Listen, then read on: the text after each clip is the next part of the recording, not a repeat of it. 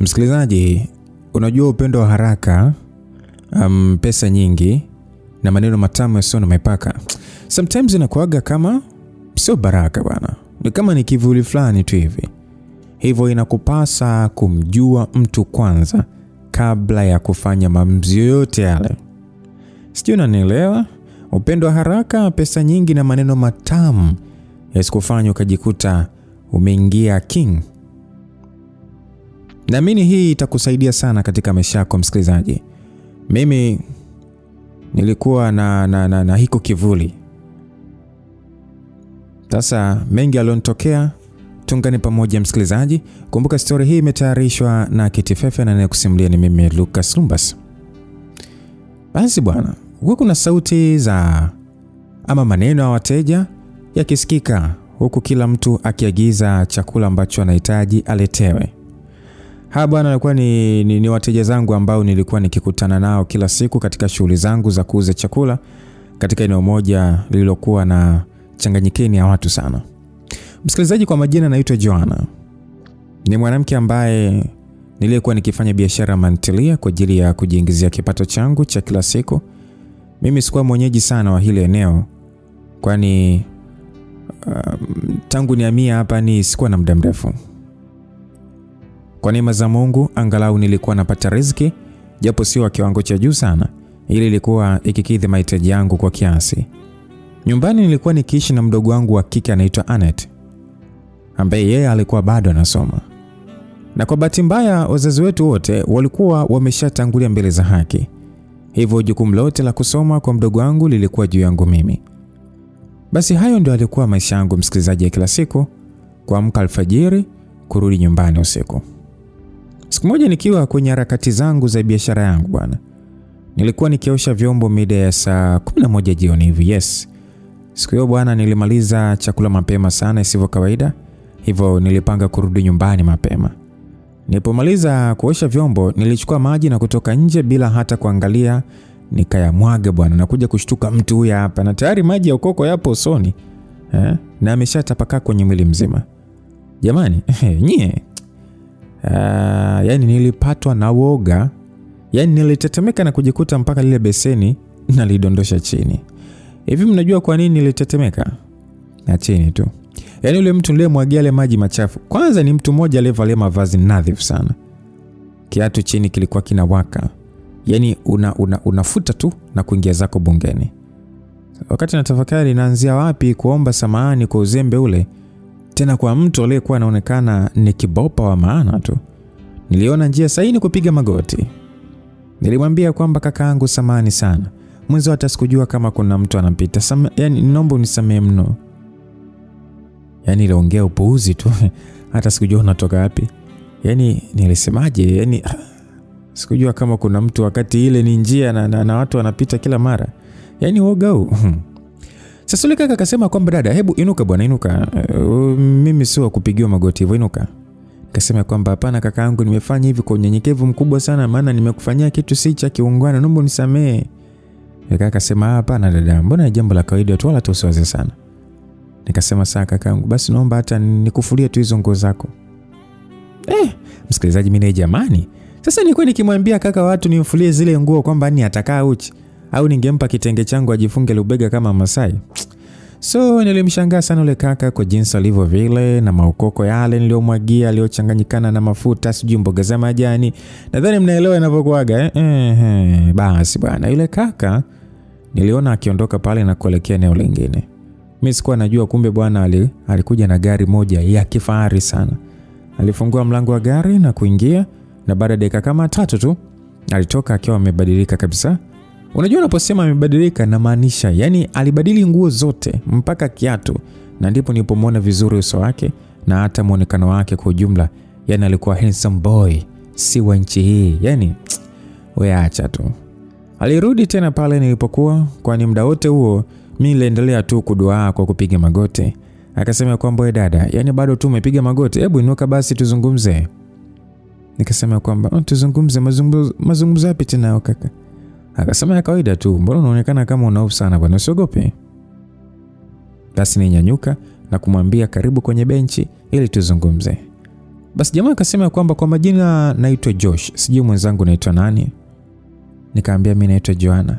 Akasema Joanna, wow, Mungu ni mkubwa. Siamini mbona imekuwa rais hivi. Nikamwambia rais unamaanisha nini Josh, mbona sikuelewi? Yule kaka akasema kumbe nimeongea maneno hayo. Samahani bana, nimejikuta tu naongea ila sikukusudia hayo. Tuache nayo, tuongee mengine.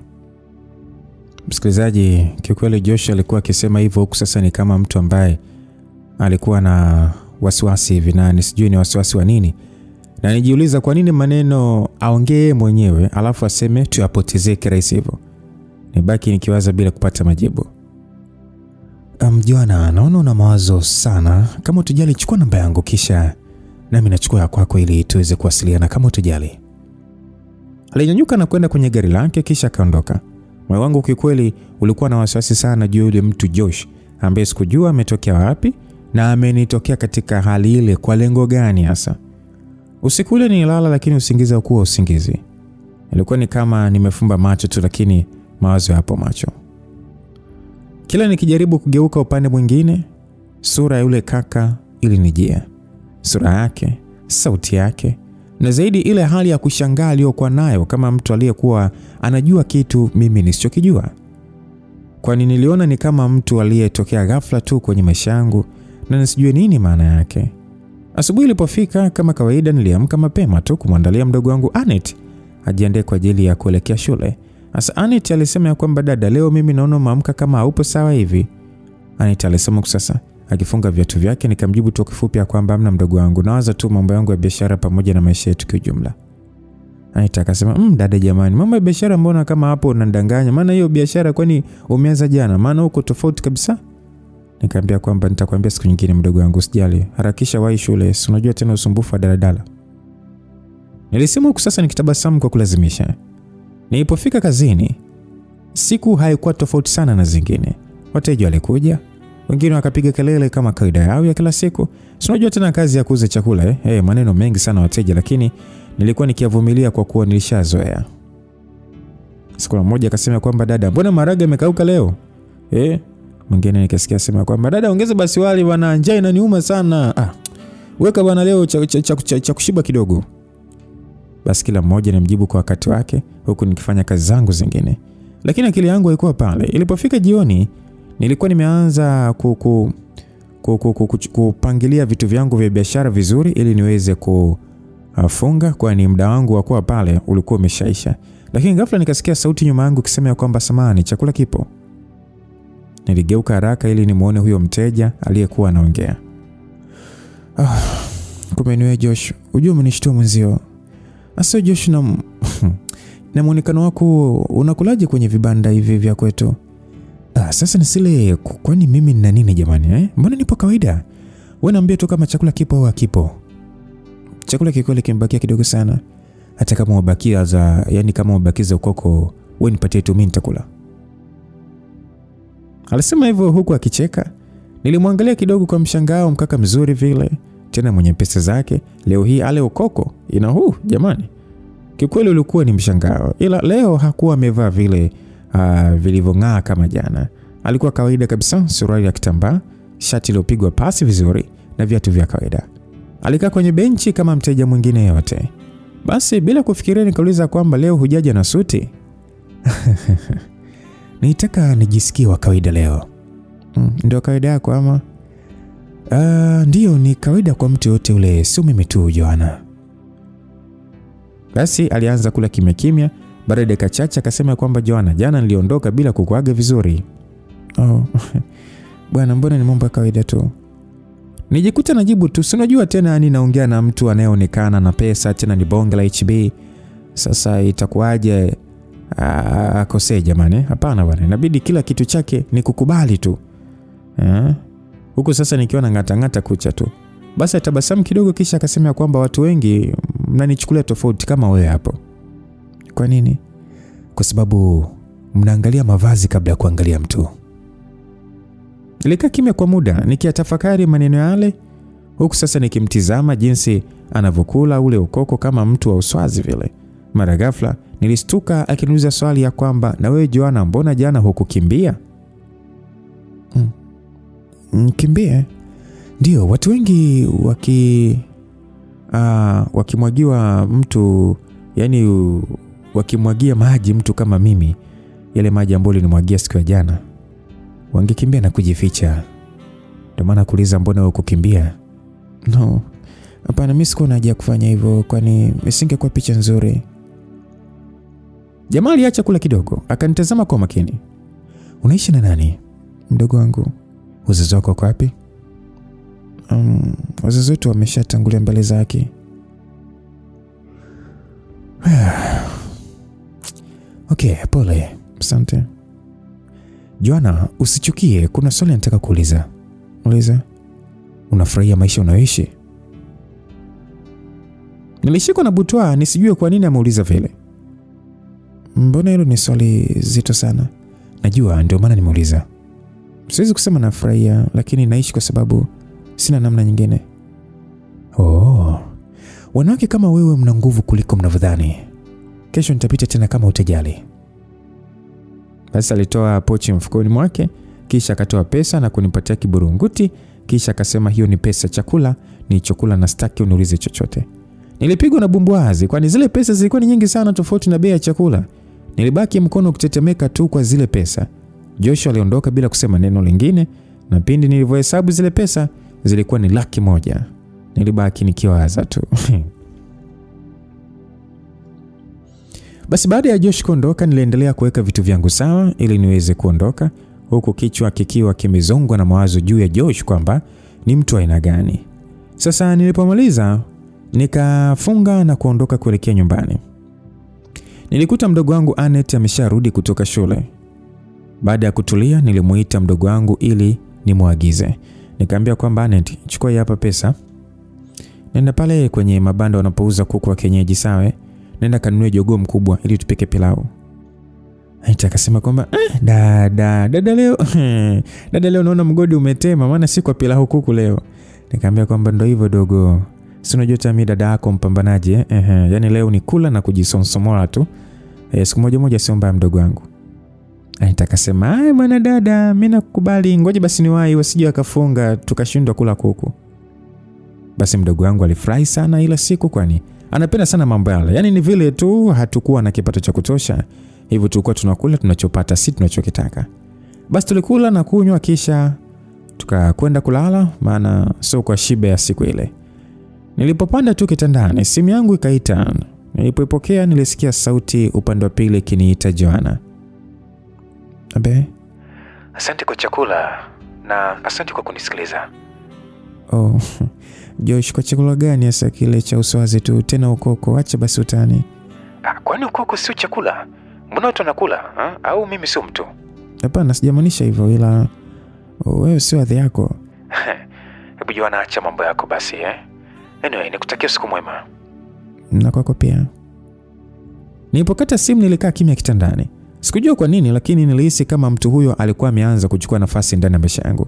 Bila mimi kumpa ruhusa, nilibaki nimelala chali nikitazama dari la chumba changu. Kelele za nje zilikuwa chache. Mbwa walikuwa wakibweka kwa mbali na upepo mwanana uliingia dirishani ukitikisa pazia lililochakaa. Lakini moyoni mwangu hapakuwa na utulivu hata kidogo. Nijiuliza ya kwamba inawezekanaje mtu unayemfahamu kwa siku 2 tu aanze kukaa kichwani hivi. Nilijaribu kujilaumu, nikajikumbusha hali yangu, maisha yangu na majukumu yangu. Mimi si msichana. Mimi ni Joanna mama ntilie. Joanna wa kuamka alfajiri na kulala usiku wa manane. Lakini kadri nilivyojaribu kufikiria hivyo, ndivyo nilivyozidi kuhisi kama nilikuwa najidanganya. Ghafla nikiwa kwenye mawazo ndipo Anet akanitoa kwenye yale mawazo baada ya kuniuliza swali ya kwamba dada, mbona sikuelewi siku hizi? Yani hapo tu umetoka kuongea na mtu lakini ulivokata tu simu umekuwa na mawazo. Nikamwambia kwamba hamna mdogo wangu, wala tosijali. Anet akasema nisijali wakati naona kabisa uko sawa dada. Au kuna mtu ushampenda tayari? Wewe Anet, wewe naomba tena uishi hapo hapo. Wewe unajua nini kuhusu mambo ya mapenzi? Soma kwanza, na sio kufuatilia mambo makubwa. Kwanza lala, kesho shule bwana, kesho wa shule. Nijikuta tu nikishikwa na jazba, hata nisijue limetokana na nini, kwa maana Anet wala hakuongea jambo baya. Asubuhi ilipofika niliamka nikiwa mzito kuliko kawaida. Anet akasema kwamba dada, leo umechelewa. alisema akiwa tayari ameshavaa sare. Nikasema kwamba ndio nilala vibaya kidogo.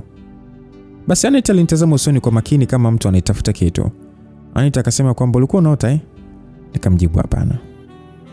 Nilijibu hivyo haraka kuliko ilivyostahili. Nilipofika kazini, siku ilikuwa ni ya kawaida, lakini mimi sikuwa wa kawaida. Mikono yangu ilifanya kazi kwa mazoea, lakini akili yangu haikuwa sawa. Kila gari lililopita karibu na banda langu lilifanya moyo wangu ushtuke kidogo, kana kwamba ulikuwa unatarajia kitu. Nijikuta nikijiuliza mara kwa mara, je, atakuja leo? Alafu nikajikemea nikasema kwamba hivi kwa nini anakuwa na nafasi hivyo kichwani mwangu? Basi ilipofika jioni nilikuwa nimechoka kuliko siku zingine. Nilipanga kurudi nyumbani mapema ili nikapumzisha akili. Ghafla nikasikia sauti ya gari ilikisimama karibu. Nijifanya kama sijasikia, lakini sauti ile ilisimama karibu zaidi. Joanna. Sauti hiyo ilinifanya nihisi kama muda umesimama kwa sekunde chache. Ninyanyua macho polepole. Josh leo hakushuka haraka. Alikaa kidogo ndani ya gari kana kwamba naye alikuwa anatafakari jambo. Aliposhuka, macho yetu yakakutana, na kwa mara ya kwanza nikagundua hakuwa na tabasamu lake la kawaida. Samahani kama nimekuchelewesha. Wala hujanichelewesha, maana hapa ndo nilikuwa nafunga ili niondoke. Yes, najua, ndio maana nimekuja haraka. Joanna, kuna kitu nataka kuambia, lakini sio leo. Nilimwangalia kwa mshangao nikamwambia kwamba basi kama haikuwa leo, kwa nini umeongea leo? Ungesubiri siku ifike unaambie tu moja kwa moja.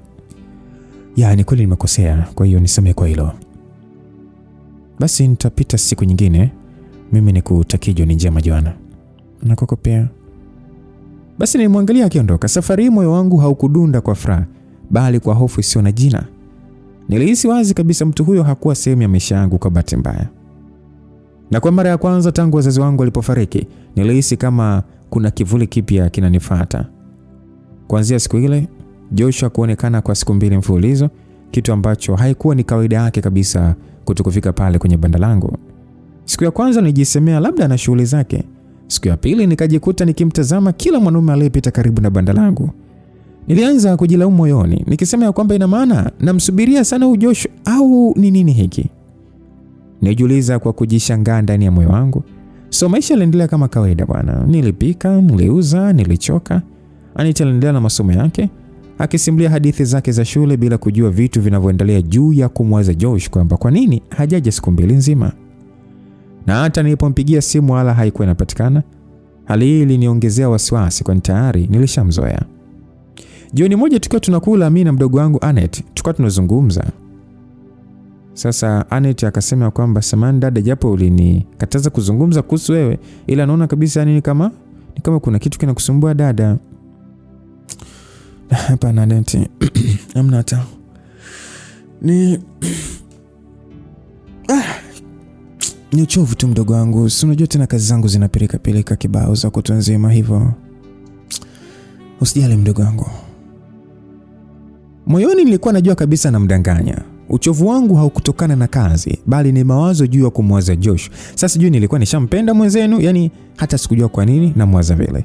Siku ya 3 wakati wa jioni ndipo kwa mbali lilisimama gari, na nilipoangalia lilikuwa ni gari la Josh.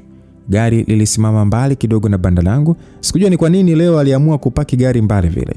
Ila nijikuta tu nikijao na furaha kwani mtu ambaye niliyekuwa namuwaza amefika, japo sijamuona kama ndiye yeye kwenye lile gari.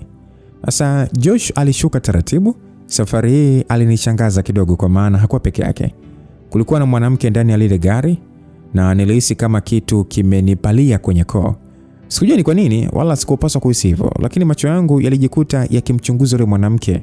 Alikuwa ni nadhifu, mrembo kwa mtindo wa wanawake wanaoishi maisha niliokuwa nayaona kwenye TV. Joshua alizungumza naye kwa dakika chache, kisha yule mwanamke alishuka na kuondoka na gari jingine lile ambalo lilikuwa limekuja pale kwa mwendo wa kasi kiasi. Ile siku bwana mdogo wangu alikuwepo, hivyo alinishangaa sana baada ya mimi kuganda tu kama sanamu nikiangalia lile gari, huku sasa nikiwa na ufagio wangu wa mkononi.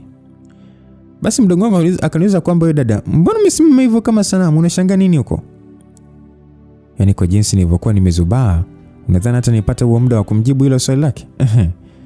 Mimi nibaki nimeshika kiuno kama nataka kumsuta mtu. Sasa Josh akanatembea na kuja nilipo mimi. Karibu Josh. Asante mtoto mzuri Joanna. Baada ya kuniita mtoto mzuri, yani nilijikuta tu kama misuli yote imesimama kupitisha damu. Nilihisi ubaridi na furaha ambayo sijui hata nieleze vipi.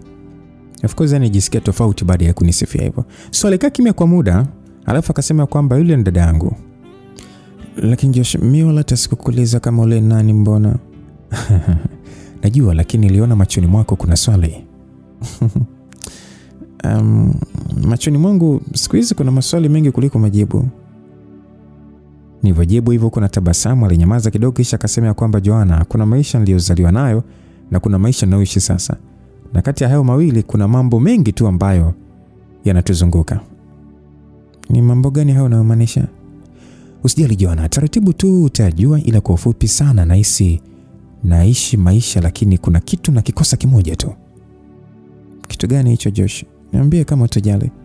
Nitakwambia tu sijali, lakini Joanna, mbona hata haujaniuliza siku mbili zote nilikuwa wapi? Nimegundua kumbe wewe huniwaze. Pia naona hapa kuna mtu umefanana naye, sijui ndio mdogo wako. Hata kunielekeza hutaki jamani. Nijikuta likinishuka shu. Maana nilishasahau kabisa kuuliza kuhusu siku zile 3, lakini nahisi ni kwa sababu ya mada ambayo alifika nayo nikajikuta nimesahau kila kitu.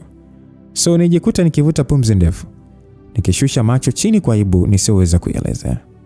Ukweli ulikuwa wazi, moyoni mwangu nilikuwa namwaza Josh kila siku, kila jioni, lakini nilishindwa kabisa hata kuuliza alikokuwa amepotelea.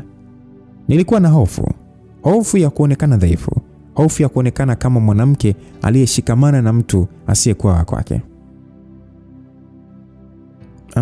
Ni kweli nisamee, na yote ni kwa sababu tu ulivyokuwa umekuja na maongezi mengine, hivyo nisingeweza moja kwa moja kuuliza. Ile ukweli toka moyoni nilikuwa na kuwaza sana tu. Na hata unayemwona hapa ni mdogo wangu nilikwambia, ambaye anaitwa Annette. Na kuhusu siku ulizokosekana nilijua na shughuli zako tu binafsi, maana maisha yako mimi sijui na hata shughuli zako sizifahamu. Joshua alinitazama kwa makini sana, macho yake yakionekana kama yanataka kupenya moja kwa moja moyoni mwangu. Joanna, wewe ni mwanamke wa ajabu sana. Mimi ni ajabu? Kivipi Josh? Sijakuelewa. Kama ingekuwa ni mtu mwingine asingenisubiri tu, bali angenipigia mara 10 kwa siku. Mwingine angeniuliza maswali mengi, lakini wewe umekuwa tofauti kabisa ni. Na ndio maana nikasema wewe ni wa ajabu. Anyway, asante. Msikilizaji huyu angejua sasa ni kwa kiasi gani nilipiga simu yake, na kwanza hata asingesema maneno yote hayo, na bahati tu haikuwa hewani. Yaani mimi nikae siku 2 nzima bila hata kukutafuta kwenye simu wewe kuweza. Basi niliamua tu kujikausha kana kwamba ni kweli sijampigia simu mara kibao ili aendelee kuniona hata wakishua kama yetu. Nilikaa kimya. Ukweli ulikuwa sikutaka kumuuliza kwa sababu nilihofia majibu yake. Sasa muda huo wote Annette alikuwa karibu tu akijifanya kufagia ili tu asikilize mazungumzo yetu. Aliinua kichwa, lakini kama mnavyojua umbea ulimkaba koo, akashindwa kuvumilia na mwisho wa siku akaingilia mazungumzo yetu akisema kwamba dada, huyu kaka ni nani? Annette, naomba ufanye kazi zako sawa. Acha maswali bwana. Mbona mtoto mbea hivyo? Nilimwambia kwa upole lakini kwa mkazo. Joshua alitabasamu kisha lile swali akaamua kulijibu yeye akisema kwamba usijali mdogo wangu, mimi ni mteja wa dada yako na labda anaweza pia kuwa rafiki yake. Basi Annette alinitazama kwa macho yenye maana. Annette akasema kwamba basi dada, una rafiki sasa. Hongera sana. Na naona unafurahia sana huu rafiki. Nilitaka nimkemee, lakini maneno niliyotaka kuyazungumza yairudi ndani. Sijui hata nilitaka kuropoka nini. Yaani angejuta siku hiyo. Maana mtoto anapenda kuingilia mambo ya wakubwa bila hata haya. So niliishia kumkata jicho la maana sasa. Hadi mwenyewe akajua hapa dada amekasirika. Ikabidi tu ajisogeze pembeni na kuendelea na shughuli zingine yake, tuacha mimi na Josh tukiendelea na mazungumzo. Basi kulipita ukimya kidogo. Josh akaniambia kwamba Joanna, kesho kama hautojali nataka nikualike sehemu ili tupate kula na hata kunywa pamoja. Na usiwe na wasiwasi. Nataka tuzungumze mambo ya kawaida tu. Tuzungumze bila kelele na bila wateja. Josh, mimi mama ntilie, maisha yangu yako hapa, kula na kulala kwangu nategemea hapa. Na hata mdogo wangu kuhusu shule na mambo yote nategemea hapa. So nataka tuende huko, na vipi kuhusu biashara yangu? Joanna, hebu acha mambo yako basi. Kwani naomba nikuulize kitu kimoja. Hapa kwa siku naingiza kiasi gani? Na hapa kwa siku naingiza 15,000 hadi 20. Oh, basi usijali. Siku ya kesho mimi nitailipia ili usijipotezee kipato chako cha siku ya kesho, sawa? Cha muhimu ni wewe kunikubalia tu. Basi nilikaa kimya, akili yangu ikiniambia nikatae. Maana mtu mwenyewe bado hata hatujafahamiana vizuri. Lakini moyo wangu ulikuwa upo tayari kumkubalia na kuniambia kwamba Josh sio mtu mbaya. Sawa, nitajaribu, nilisema kwa sauti ndogo. Uso wake ulitulia kwa furaha isiyofichika, akasema kwamba hilo linatosha. Alipogeuka kuondoka, alisimama ghafla, aliniita pale, akaniambia kwamba wakati mwingine watu wanaokuja bila kutarajiwa hawaji kuharibu, huja kukufundisha. Nilimwangalia akiondoka tu, nikihisi moyo wangu umejaa maswali kuliko majibu. Usiku ule nililala nikijiuliza, je, nilikuwa naingia kwenye mapenzi au kwenye majaribu makubwa kuliko uwezo wangu? Msikilizaji, tuendelee kwa pamoja. So hata nilipokuwa usingizini, kwanza of course hata sikulala vizuri, kwani muda wote nilikuwa nikiota tu kama nipo na Josh. Na ninapostuka nilikuwa nawaza kwamba hiyo kesho Josh anataka kuongea nini na mimi. Mawazo yalikuwa ni mengi mpaka kanifanya nishindwe kabisa kulala. Hivyo nikaamua kuinuka na kuegemea kwenye kitanda huku mdogo wangu Anet akiwa amelala tu. Lakini baada ya muda nilimwona Anet akigeukia ni upande ambao nilikuwa mimi, na kisha akafumbua macho yake na kunikuta mimi niko macho. Anet akasema kwamba dada, mbona umekaa tu badala ya kulala, una nini? Anet mdogo wangu, mioyo ya mwanadamu huhifadhi mambo mengi sana. Ukiacha kazi yake maalum, lakini sisi watu tunatwisha mizigo ambayo haistahili. Dada, yangu unamaanisha nini? Sijakuelewa. Anet, sasa hivi bado ni mdogo. Sio mdogo wa kiumri, bali ni mdogo kwa mambo ambayo yako kwenye hii dunia. Hivyo hutaelewa nini namaanisha. Dada, au yule mkaka aliyekuja jana ndo huyo anayekufikirisha? Maana ni mzuri hatari, alafu anaonekana na pesa sana. Dada, changamkia fursa dada. Wewe Anet, hivi nani amekuambia kila kitu ni fursa? Vitu vingine huja kwa ajili ya kukuletea matatizo madogo madogo tu mdogo wangu, au sio madogo madogo, hata matatizo makubwa tu. Hebu lala bwana, kwanza niache mimi niendelee na kutafakari mambo. Niliacha mazungumzo na Anet, maana mdogo wangu anapenda sana maisha mazuri. Hivyo aliona kupitia Josh basi tunaweza kupata maisha mazuri. Asubuhi na mapema, kwa kuwa sikuwa nimelala, hivyo nikainuka na kumwandalia chai mdogo wangu ili aweze kunywa na kuelekea shule. Siku hiyo alilala sana kama mtu ambaye kasahau majukumu yake ya kwenda shule. Nilipomaliza niliingia chumbani ili niangalie ana tatizo gani, kwani muda wote huo hajaamka. Sasa nikamwambia kwamba Anet, hebu amka bwana, unalala mpaka sasa hivi wakati unajua kabisa muda ni wa shule. Anet kwa sauti ya mtu kama aliyekuwa kwenye usingizi mzito sana akasema kwamba dada bwana, mimi sijisikii kwenda shule. Nikamwambia kwamba wewe naomba usinitanie, umesikia? Hebu nuka uende shule bwana. Una sababu gani za kutokwenda shule? Anet akasema kwamba dada, na mimi nataka kwenda huko kwenye mwaliko, najua vikosekani vitu vizuri dada. Msikilizaji, yani nyie, Anet alikuwa anapenda sana makulaji, yani madiko na vitu vile ambavyo kila mtu angetamani awe anakula. Ila ni vile tu ugumu wa maisha unatufanya tule kwa kujaza tumbo tu. Yani maisha yale ya mchumia tumbo, kwa maana pesa unaopata sio ya kukidhi baadhi ya vitu, yani ni kwa ajili ya tumbo lako tu. Tena vyakula vile vya kawaida tu, ugali maharage, ugali dagaa, na hapo ndo umekula nyama sasa yani. Yani maisha nyie yasikieni tu. Kuna wengine uji tu asubuhi ni mtihani kupata. Niamini mimi. Uji tu asubuhi. Na hata ukipatikana, ile ladha inayowekwa kwenye uji ni kipengele sana. Hata robo tu inakosekana. So nilimnyanyua Anet kwa lazima na nilimwambia atake astake shule atakwenda tu na achane na mambo yasiyomuhusu. Lakini alisingizia kuwa anaumwa na kama hawezi kwenda huko shule wala huko ninapotaka kwenda mimi. Nilimkubalia, si unajua tena yeye ndo ananiona mimi kama mzazi wake, hivyo nikionyesha tofauti wote jinsi ya kuishi naye atahisi ni kama namnyanyasa kwa sababu wazazi wamefariki. Basi mida kama ya saa 7 mchana, Joshua alinitafuta kwa simu na kuniambia kuwa kwangu hapafahamu, hivyo aliniomba anikute pale kwenye banda langu la chakula kisha atanichukua na kwenda sehemu nisiyoijua. Basi mwenzenu, nilivyokata ile simu nikawaza ile gari ya kifahari leo hii mimi naenda kupanda ise. Jamani, sikuamini. Hicho kierere sasa na kisupe na kisavengo. Sikwambie mtu. Nilioga siku hiyo ndoo kubwa lita 20. Kisha nikaja kwenye begi langu sasa. Oya, nilivunja kabati. Unajua kuvunja kabati yani ni kutoa ile nguo ya chini kabisa. Yani huo ndo mpalo wa mwisho kabisa. Muda wote huo nahangaika, Anita alikuwa tu akiniangalia huku sasa akinitania kwa maneno mbalimbali. Sasa mimi nilipoona sasa nimepata ile nguo, niliona inanipendeza. Nilijiangalia mara mbili mpaka Anita akaniambia kwamba niache kujitazama sana kwani nimependeza. Nilipomaliza nikamuaga mdogo wangu naye akaniambia niwe makini kwa kila hatua ninayopiga. Sasa wakati nipo njiani ghafla nilikutana na mtu wa makamo kidogo anaelekea kwenye uzee. Alikuwa amevaa mavazi ambayo alikuwa amechakaa kiasi. Nilipomkaribia tu alinisimamisha kana kwamba ni mtu anayenijua sana. Akaniambia kwamba mjukuu wangu, kuwa makini na kila kitu kinachoendelea sasa hivi kwenye maisha yako, sawa kwani sio kila gari bovu linahitaji kuvutwa, bali lingine linahitaji kutengenezwa tu na kuendelea na safari.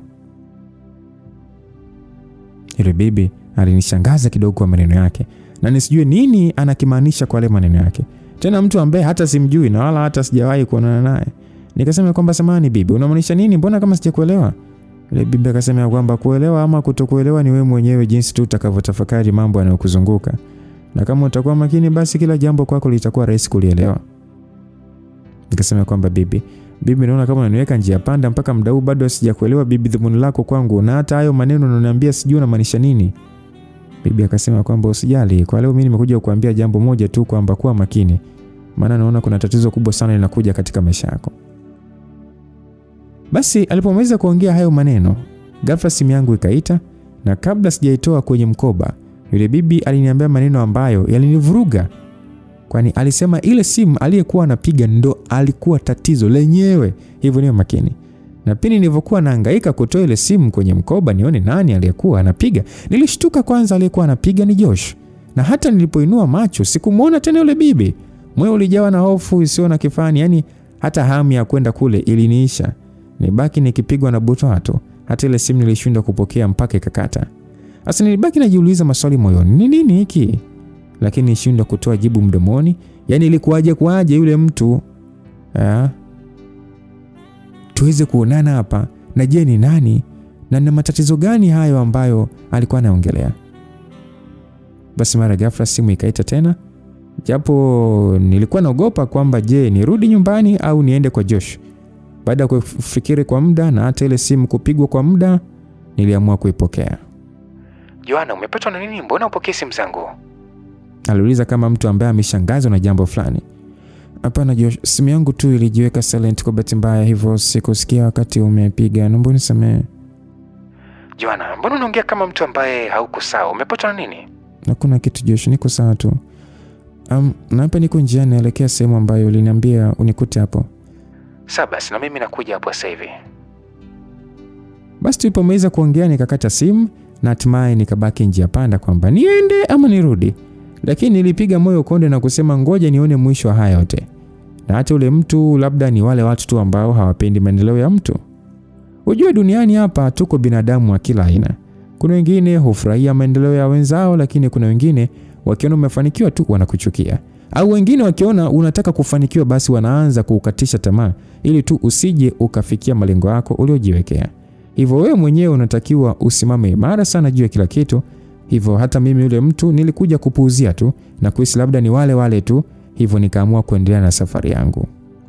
Sasa nilifika kwenye banda langu kisha nikakaa kwenye benchi, na mara wakaja wateja ambao ni wateja zangu wa kila siku. Mteja mmoja akaniambia kwamba Joanna, yani leo umetuweka na njaa ise, au ndo ushatoboa? Maana leo umependeza sana. Ushachana hii biashara nini? Akasema kwamba hapana Kevo, ila siku moja tu sio mbaya kupendeza na kupumzika. Wewe unaonaje? Akasema kwamba ni kweli, maana leo uko tofauti kabisa, yani atakayepata bahati ya kuwa na wewe atakuwa amepata mke bora. Nicheka tu nikasema anyway, hujaachaga tu utani wako. Sasa huo bora mimi nautoa wapi?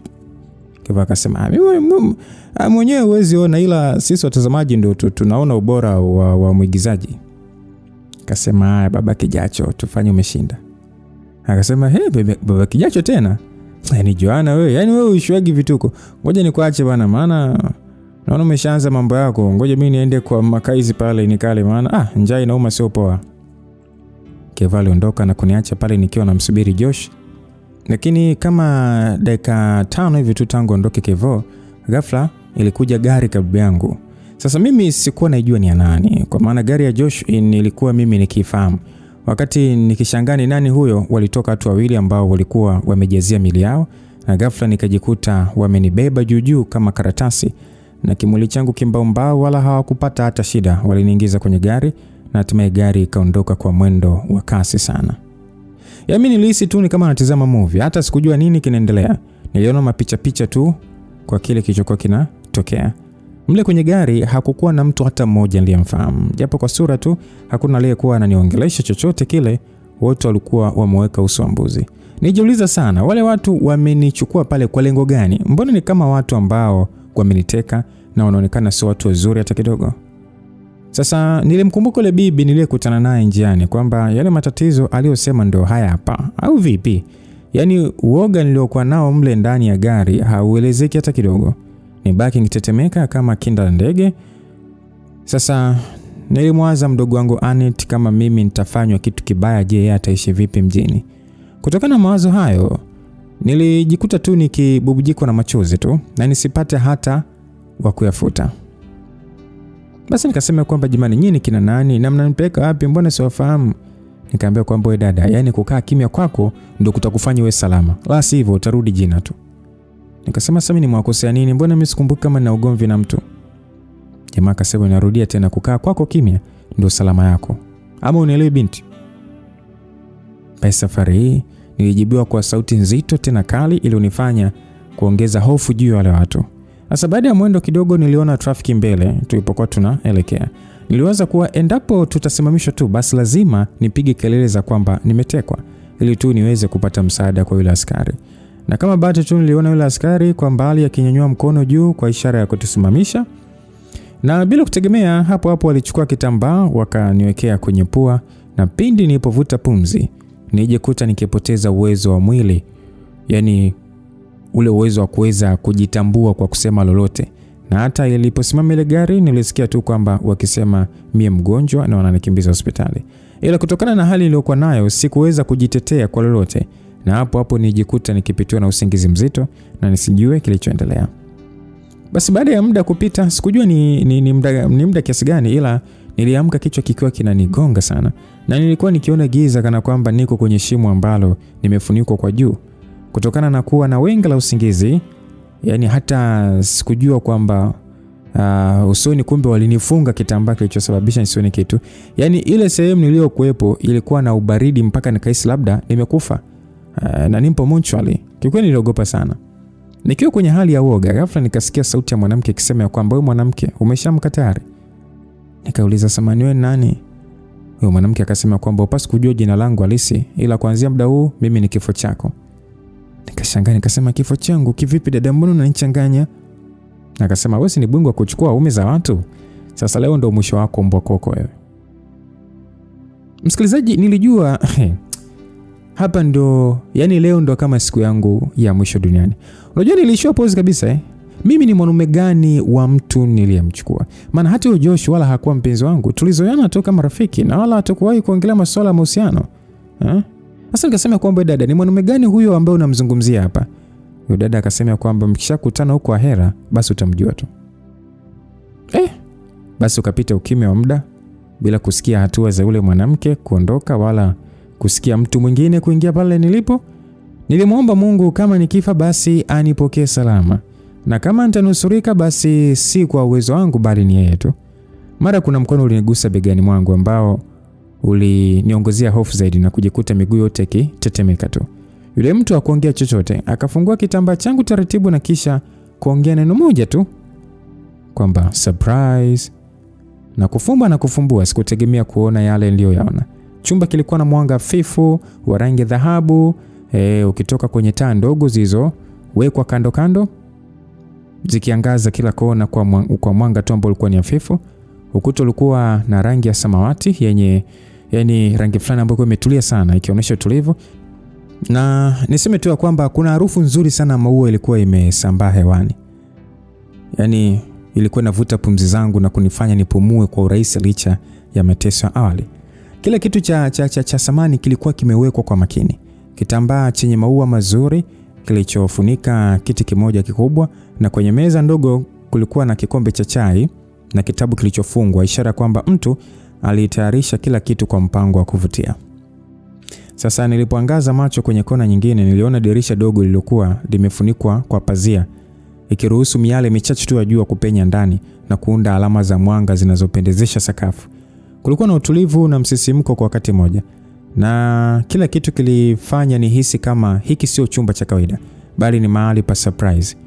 Pale palikuwa na hisia za thamani na mapenzi, ikiwa limetayarishwa kwa uangalifu ili kuibua mshangao na furaha.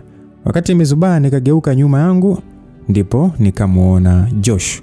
Niliposhtuka tu na kuona Josh pale, moyo wangu ulidunda kwa kasi sio kawaida. Hakika nilibaki nikishangaa tu, macho yangu yakiangalia kila kona ya chumba kile kilichokuwa kimepangwa kwa umakini mkubwa. Sikutegemea hata kidogo kuona uso wake, ule uso aliokuwa nao kila mara akionekana mtulivu, lakini ukiwa na tabasamu dogo la mshangao, lile tabasamu ambalo lilikuwa limejenga utulivu ndani ya giza na hofu niliyopitia.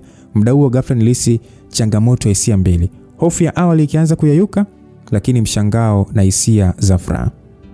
Basi kwa sauti dhaifu nikaita kwamba Josh. Ni sauti ambayo imechanganyikana na mshangao, hofu kidogo na ghafla furaha kidogo. Sauti yangu ilikuwa inatetemeka, lakini kwa namna ile ya kushangaa kile nilichokuwa nikiona. Alitabasamu, tabasamu lililokuwa kama lilidumu kwa muda mrefu kidogo. Lilikuwa ni kama dogo tu, lakini lenye nguvu ya kunilazimisha kutulia. Sasa Josh akasema kwamba pole sana Joanna, najua nimekuogopesha kupita kiasi. Nilimtazama kwa macho yenye maswali machache, nikasema kwamba ni yote ilikuwa ni nini sasa? Ni kwa nini unifanyie hivi? Niliuliza kwa mchanganyiko wa hofu na mshangao. Sauti yangu ilikuwa dhaifu, lakini kwa namna isiyo ya kawaida ilikuwa inaashiria shauku ya kujua. Josh alisogea hatua chache karibu na mimi bila kunigusa, lakini usiogoa, yani namna alivyokuwa anasogea iliniwekea ni kama uliweka nafasi ndani ya moyo wangu, nafasi ya kuhisi kuwa alikuwepo kwa dhati na sio kwa hatari au hila. Nilitaka kufanya surprise, lakini nilifanya vibaya, nikakukosesha amani yako. Nilivuta pumzi ndefu nikijaribu kuangalia vyema uso wake. Yani surprise ya kumtisha mtu hadi afikiria anakufa. Hiyo ilikuwa njia gani ya mapenzi sasa? Niliuliza, moyo wangu ulikuwa ukidunda haraka. Huku sasa macho yangu yakimwangalia bila kuamini kuwa alikuwa pale. Alishusha kichwa kidogo akijilaumu, akasema kwamba ndio ni kosa langu. Nilidhani nitakushangaza, kukuonyesha jinsi ulivyo muhimu kwangu. Sikujua nitakuumiza kwa njia ile. Nao watu wote walikuwepo? Niliuliza kwa sauti ya hofu na mshangao mchanganyiko. Nilihitaji uthibitisho. Nilihisi bado miguu yangu ikitetemeka kidogo. Ndio, wote ni watu wangu waliosaidia kupanga kila kitu. Na yule mwanamke aliyezungumza hapo awali ni sehemu ya mpango. Mtu aliyenisaidia kuhakikisha kwamba surprise hii itakuwa kamili. Ingawa njia ilikuwa ni mbaya kidogo. Josh, mapenzi hapa sio kumtisha mtu kwa namna hii. Najua sasa nimekosea. Joanna, nilidhani mimi nifanya jambo la furaha, lakini kwa namna isiyo sahihi nimekuumiza. Mapenzi pia ni kujifunza pale unapokosea. Niligusa kiti kilichokuwa kimefunikwa na kitambaa chenye maua mazuri, nikijaribu kupunguza mshangao uliokuwa ndani yangu. Nilihisi upendo na kujali kwake kwa muda huo. Hata hofu ya awali ilianza kuyeyuka. Nafasi ndani ya chumba hicho ilikuwa ni ya utulivu na mshangao, ambapo kila kitu kilikuwa kimepangwa kwa mpango mzuri, kuonyesha jinsi Josh alivyokuwa amefikiria kila hatua. Kila kitu kilichokuwa kimeandaliwa kwa mapenzi yake kilikuwa kipo fresh kabisa. Hivyo nilianza kuongea kwa sauti ndogo nikijaribu kuelezea hisia zangu. Lazima niseme nini sasa? Ni furaha au hofu? Jamali tabasamu dogo tu lilokuwa limechanganyikana na aibu kidogo ya jinsi surprise ilivyokuwa imekosea. Furahia tu Joanna, mimi nitaka tu wewe umeona jinsi ulivyo muhimu kwangu. Yote ni kwa sababu ya upendo, si kwa hatari yote. Mimi sikuweza kuamini kuwa surprise hii ya Josh hata kwa njia yake ya kipekee ilikuwa kwa mapenzi tu. Nilihisi furaha kidogo, mshangao na hata hofu iliyokuwa imeyeyuka ikabaki mshangao mzuri wa upendo wake. Sasa kwa mara ya kwanza baada ya mateso yote ya awali, nilihisi tabasamu lililojitokeza kinyume na matarajio yangu. Labda kwa njia yake sio ya kawaida na mbaya kidogo, Josh alikuwa ameonyesha upendo wake wa kweli. Kwa kweli yote haya yalikuwa ni kwa ajili yangu. Na kwa kweli ilikuwa ni ishara ya jinsi mapenzi ya kweli yanavyoweza kuonyesha thamani na kujali bila maneno makubwa. Na mimi nijikuta tu nimeingia kwenye ule mtego bila hata kutegemea, maana sio kwa surprise ile.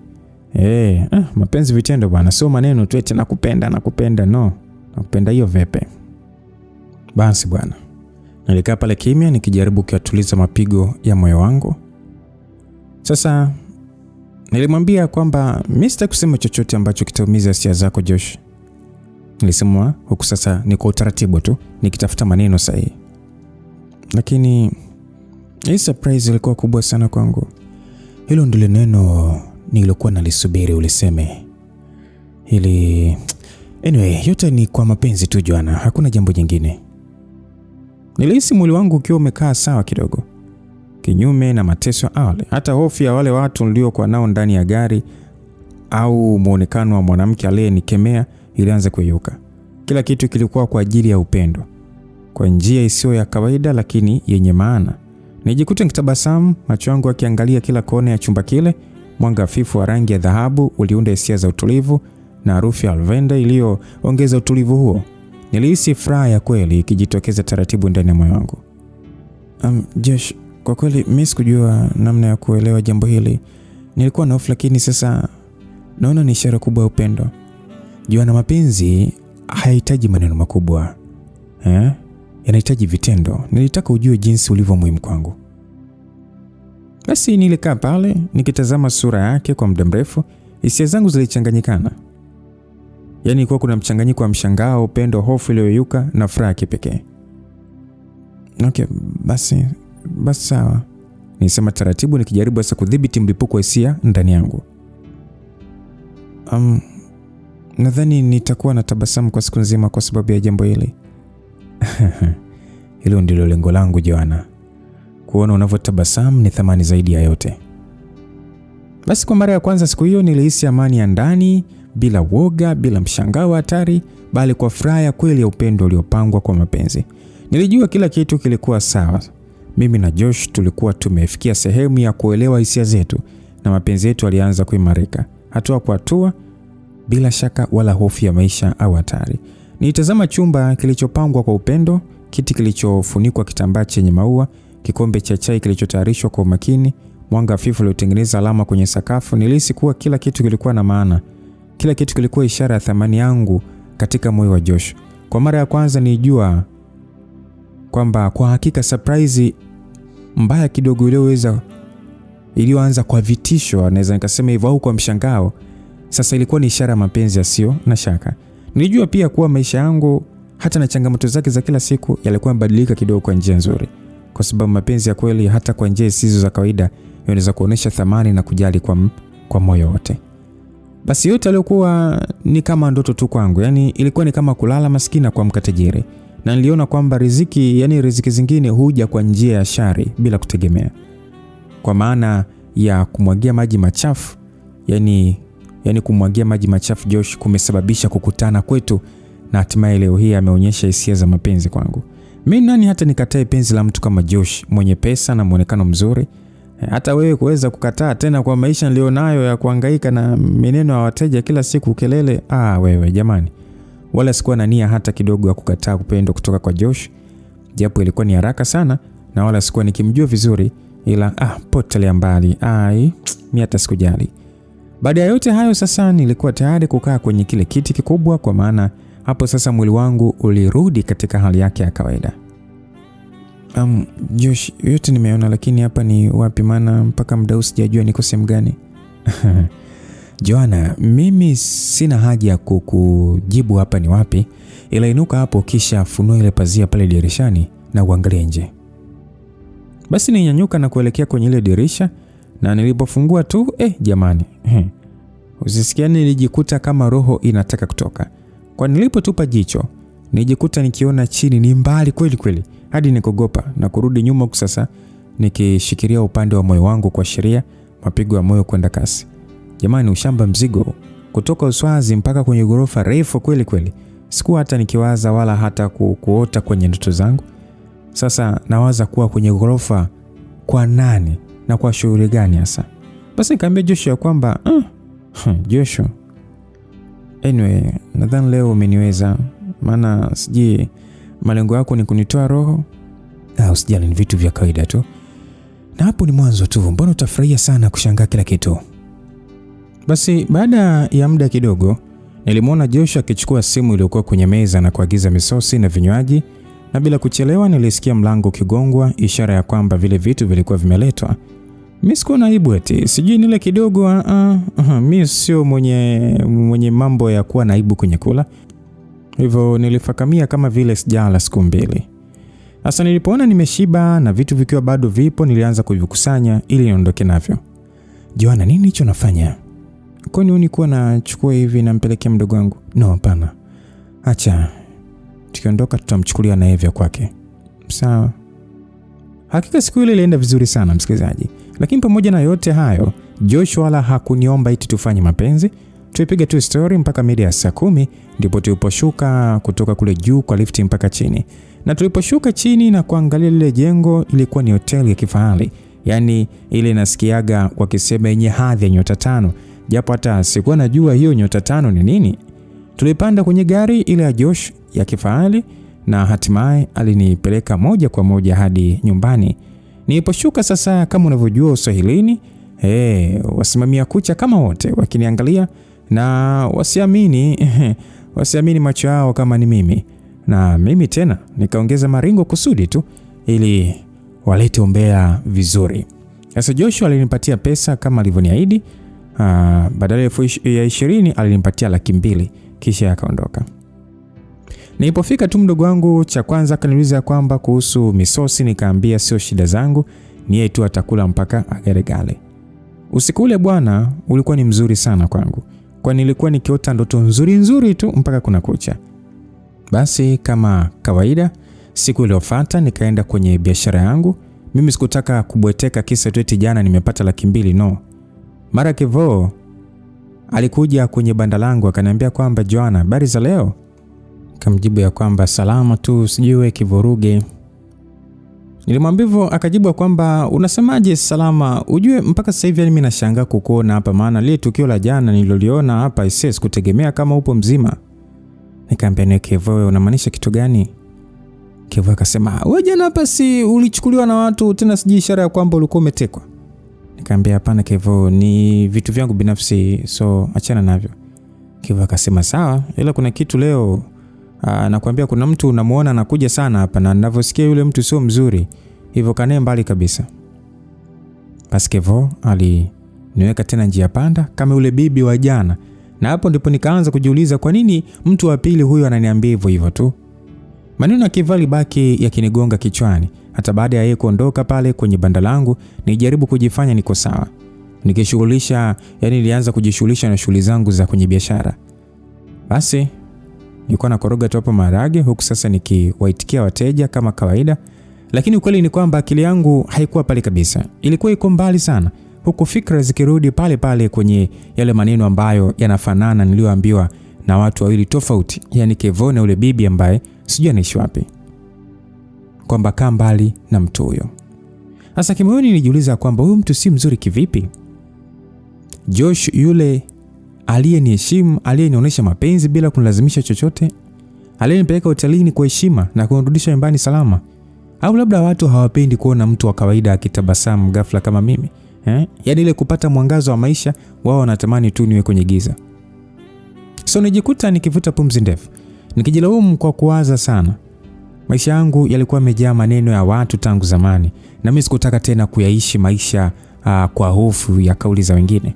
Hasa mchana ulipita taratibu, jua lilipoanza kuzama, nilikuwa nimechoka kimwili na kiakili. Nilikaa chini kidogo kwa ajili ya kupumzika. Simu yangu iliyokuwa nimeiweka kwenye mkoba ikaita, na nilipoangalia alikuwa ni Joshua anapiga. Moyo wangu ulidunda kwa kasi bila mimi kupenda. Nilichukua simu nikatazama tena jina lake kwa sekunde kadhaa kabla ya kujibu. Basi sauti yake ilisikika kwa upole ule ule niliozoea, akisema kwamba Joanna, niambie, natumaini siku yako imeenda vizuri Ya, sijui wewe. Mimi pia niko vizuri. Nilikuwa nawaza kama naweza nikapita jioni hata kama nikukusalimia tu. Nilikaa kimya kwa sekunde chache. Maneno ya Kevo yalijaribu kunijia tena kichwani, lakini nikapotezea tu kwa muda ule. Basi karibu, lakini kwa nini unanijali hivi Josh? Hakuna kingine Joanna zaidi tu upendo wangu wa dhati kwako. Upendo wa dhati kwa mtu kama mimi na wewe sio yani mimi na wewe naona kama sio hadhi sawa. Hapana, usijali, hata upendo doesn't ask why. Umesemaje hapo Josh? Kabla hata sijajibiwa simu ikakata na kuangalia, kumbe ilikuwa imesha chaji. Baada ya muda alikuja, ila hakuwa amekuja na ile gari yake niliyozoea.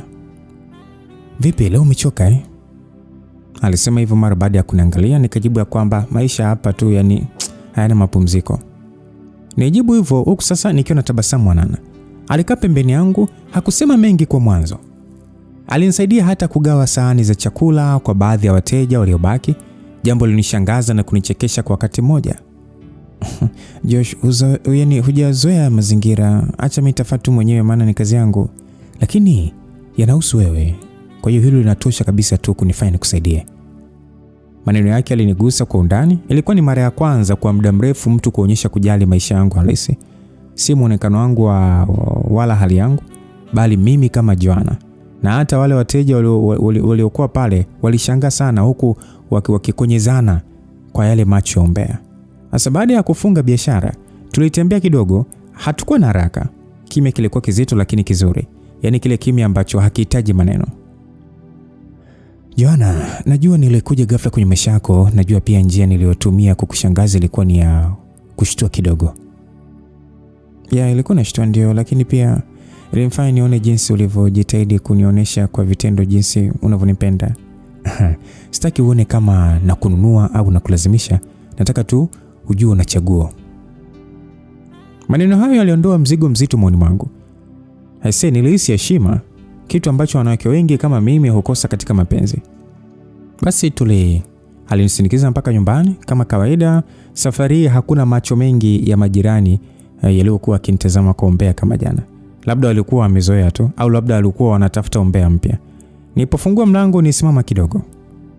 Josh, alisema kwa sauti ya chini, sijui maisha yatatupeleka wapi, lakini kwa sasa nashukuru sana upo. Hilo ndilo nililotaka kusikia. Basi aliondoka bila kunilazimisha chochote. Nilipoingia ndani nikamkuta Annette amelala tayari. Nilikaa kitandani nikitazama juu nikitafakari. Upendo ulikuwa umeanza kunigusa taratibu, lakini pembeni kulikuwa na sauti za onyo za yule bibi, Kevo, na hata hofu yangu mwenyewe. Nilijua wazi kabisa safari hii haitakuwa nyepesi, lakini moyo wangu ulikuwa tayari kuchukua hatua moja mbele.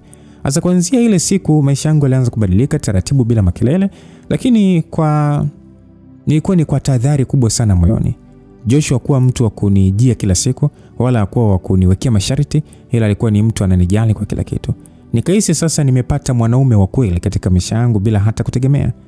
Alikuwa anakuja kwa wakati wake, na kila ujio wake uliacha alama isiyoelezeka. Lakini pamoja na hayo yote, sauti za watu zilianza kuongezeka. Pale sokoni, kwenye vijiwe vya chai, hata kwenye foleni ya maji, nilianza kusikia minong'ono ikitajwa jina langu. Basi na mimi mwenyewe nilivyokuwa nasikia nilikuwa najifanya ni kama sisikii, lakini kweli ni kwamba maneno yao yalikuwa yananikata kama kisu moyoni. Kwamba wanasema ya kwamba yule mama Ntilia anaonekana kubadilika siku hizi, wanasema sijui kuna mwanaume anakuja kumchukua kwa gari la kifahari. So maneno yalikuwa ni mengi sana. Nijua kabisa jamii haijazoea kuona mwanamke anaishi maisha magumu akitabasamu ghafla bila sababu anayoielewa.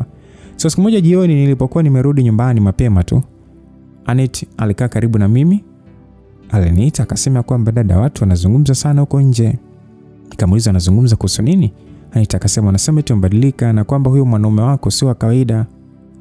Nitabasamu kwa uchungu tu nikamwambia Annette ya kwamba watu watasema kila kitu Annette. Muhimu ni mimi najua anafanya nini, na kaa ukijua mdogo wangu, haya maisha si kila mtu atakuombea mazuri. Annette akasema ni kweli dada, lakini maneno ya watu sio ya kuyapuuza tu. Lazima ukae na kuyatafakari, huenda yakakusaidia. Nikamwambia Anet, usijali bwana, kweli mdogo wangu, mimi niko makini kwa kila hatua.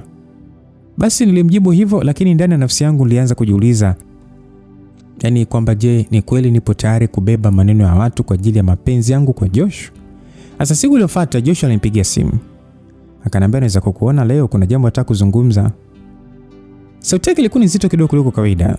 So tulikutana jioni, sio hotelini wala nyumbani kwangu, bali sehemu tulivu tu. Palikuwa na bustani ndogo, watu wachache tu walikuwa wakipita. Sasa Josh akasema kwamba nataka uwe mkweli kwangu. Je, kuna kitu kinakuumiza siku hizi? Maneno ya watu yameanza kuwa mengi sana juu ya mimi na wewe. Nilijua tu, ndio maana nitaka tuzungumze mapema. Maisha yangu ni wazi, sina siri, sina hadhi, sina ulinzi. Ukitembea nami utatembea pia na maneno ya watu. Na wewe utatembea na maisha yangu Joanna, ambayo pia ni mepesi kama yanavyoonekana. Unamaanisha nini? Kuna mambo kuhusu mimi ambayo bado hujajua. Sio mabaya, lakini yanaweza kukutia hofu. Moyo wangu ulidunda kwa kasi sasa. Kumbukumbu za yule bibi Kevo na ile surprise ya vitisho mbona zilianza kujirudia kichwani. Josh, mimi sitaki kuingia kwenye maisha ya giza. Naomba niambie tu kuna nini kwenye maisha yako? Na kuhakikishia sita kutumbukiza gizani, lakini nataka ujue tu nikikuomba uniamini. Sitakuomba kwa nusu moyo. Okay, niambie basi, maana ni kama unazunguka tu. Sawa, acha nikwambie sasa. Ukweli ni kwamba mimi ni mtu mwenye pesa. Hivyo mtu yeyote atakaye kuwa karibu na mimi lazima atapewa maneno mengi tu ajabu. Kama unavyojua siku zote mtu wenye matunda ndio upigwa mawe. Kwa hiyo watu wanavyokuona na mimi hivi hawapendi. Hivyo atakuletea kila aina ya neno kuhusu mimi ili tu tustishe malengo yetu. Sasa akili kichwani mwako. Kama utaamua kusikiliza hao ni wewe, au mwenyewe ufuate unachokiamini. Basi jamaa alipoweka nukta tu nijikuta nikishusha pumzi, kwa maana sikutegemea kama yatakuwa ni maneno yale ambayo alikuwa amezungumza, ila nilichomwambia kuwa nimemuelewa na nitafanyia kazi maneno yake. Basi tuliondoka na kila mmoja njia yake, lakini safari hii nilihisi uzito mpya. Mapenzi yalikuwa yameanza kuingia kwenye hatua ya maamuzi, si tena hisia tamu peke yake, no. Usiku ule nilala usingizi wa mangamngam tu, nikijiuliza kama kweli nilikuwa tayari kuishi mapenzi ambayo hayakuwa tu ya furaha, bali pia ya uthubutu kutokana na maneno ya watu. Nijiuliza, je, nichague moyo wangu au hofu ya maneno ya watu? Sasa bwana, asubuhi ya siku iliyofuata niliamka mapema kama kawaida yangu, na wakati huo mdogo wangu Anet bado alikuwa amelala. Uso wake ulikuwa umechoka kana kwamba hata usingizi haukumpa pumziko. Nilikaa pembeni ya kitanda nikimtazama, nikajiuliza ni mpaka lini nitaendelea kumbeba mdogo wangu kwa ahadi zisizo na uhakika. Wakati nikiwa bado sasa namwangalia yeye, ndipo akafumbua macho kwa ishara ya kuwa ameshamka. Akaniambia kwamba dada, mbona asubuhi hii unanitazama hivyo, kuna nini? Nikamwambia kwamba nakutazama mdogo wangu kwa maana kama unavyojua shuleni kuna pesa unadaiwa, na hata juzi nilitumiwa ujumbe kwenye simu juu ya deni ambalo unadaiwa shuleni. Hivyo nawaza nitamaliza lini hayo madeni. Basi mdogo wangu kusema kwamba dada, jamani, wewe shemeji sana pesa, kwa nini usimuombe ili tukalipe? Nikamwambia kwamba yani kweli mdogo wangu pesa anazo, ila sio kila shida tumwambie tu, mwisho wa siku atatukimbia. Aita akasema ila kweli dada, acha tu mimi nijiandae niende shule, kama atanirudisha basi. Basi nami nilijiandaa na kuelekea sokoni kwenye banda langu la kuuza chakula kama kawaida, lakini siku hiyo moyo haukuwa ukiwaza kazi kabisa. Nilipika, nikaweka sufuria, lakini mawazo yalikuwa shuleni kwa Anet. Mara simu yangu ikaita, kucheki hivi ni Josh ndo alikuwa ananipigia. Basi akasema kwamba leo nipo busy mchana kidogo, lakini jioni nitapita kukuona. Nikasema sawa. Akaniambia Joanna, mbona kama upo sawa hivi, shida nini? Nikamwambia hapana Josh, niko sawa tu, sijali kuhusu mimi, ni mambo ya kifamilia. Sasa alivyopiga ile simu, mimi sikutegemea chochote zaidi ya salamu na labda mazungumzo ya kawaida, kwa maana sikutaka kila changamoto nimwambie tu. Muda kama saa 9 jioni hivi nilifunga banda mapema nikarudi nyumbani. Dakika chache baadaye nilisikia honi nje. Nilipotoka nikuta Josh anashuka kwenye gari. Hakuwa amevaa kifari kama kawaida. Vipi? Njoo twende. Twende wapi Josh? Mbona bila taarifa? Na sitoshe mimi leo siko sawa. Usijali, hatuendi mbali na tunarudi sasa hivi tu. Basi sikuwa na namna ya kuweza kumkatalia, tulielekea moja kwa moja shule ya Anet. Niliposhtuka tayari tulikuwa tumefika getini. Josh, hapa ni shule tena anaposoma mdogo wangu, tumefuata nini?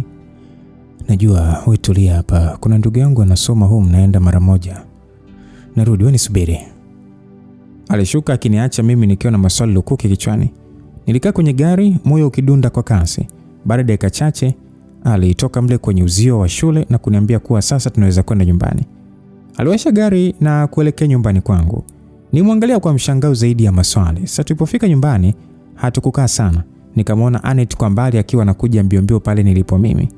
Basi aliniita huko akiwa sasa yuko hoeaye tu yani. Alikuwa ameshika karatasi mkononi, macho yake akiwa yamejaa mshangao na furaha. Akasema kwamba dada wezi amini dada. Wamesema ile deni limelipwa yote. Yaani kumbe dada jamani dada yangu nanimpenda sana. Umepambana mpaka umelipa pesa yote.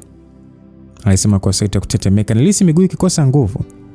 Nilimtazama Josh nikasema kwamba Josh, ni nini? Mbona kuniambia yaani mbona kuniambia kwamba ni wewe ndio umefanya yote haya? Na kama ni wewe, ulijuaje kama nadaiwa? Ndio ni mimi. Na kuhusu nimejuaje ni kwamba ile siku tuliokuwa pamoja niliona SMS kwenye simu yako. Hivyo leo nilivyoongea na wewe na kuona hauko sawa ndo nikakumbuka itakuwa ni ile deni la shule tu. Basi nikaa chini bila kujizuia. Machozi yalianza kunitoka. Sio kwa sababu ya pesa pekee bali kwa sababu ya uzito uliokuwa umeondoka kifuani mwangu. Anitalinjia akanikumbatia kwa nguvu akasema asante sana. Alisema asaki mwangalia Josh. Josh alitabasamu tu kisha akageukia kwangu akasema kwamba Joanna, mimi sikufanya hivi ili nikudai chochote. Nimefanya hivi kwa sababu najua una majukumu makubwa kuliko unavyoonekana.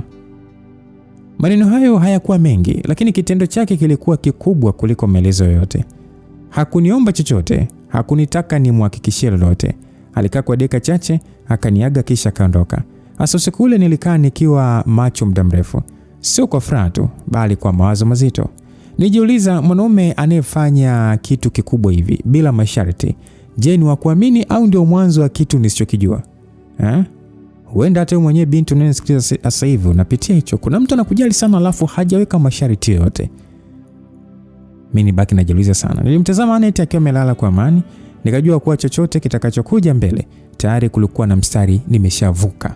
Sio kwa sababu ya mapenzi bali kwa sababu mtu mmoja aliamua kugusa maisha yangu mahali palipokuwa panauma zaidi. Na hapo ndipo nigundua wakati mwingine matendo huzungumza. Yaani tena anazungumza sauti kubwa kuliko ahadi.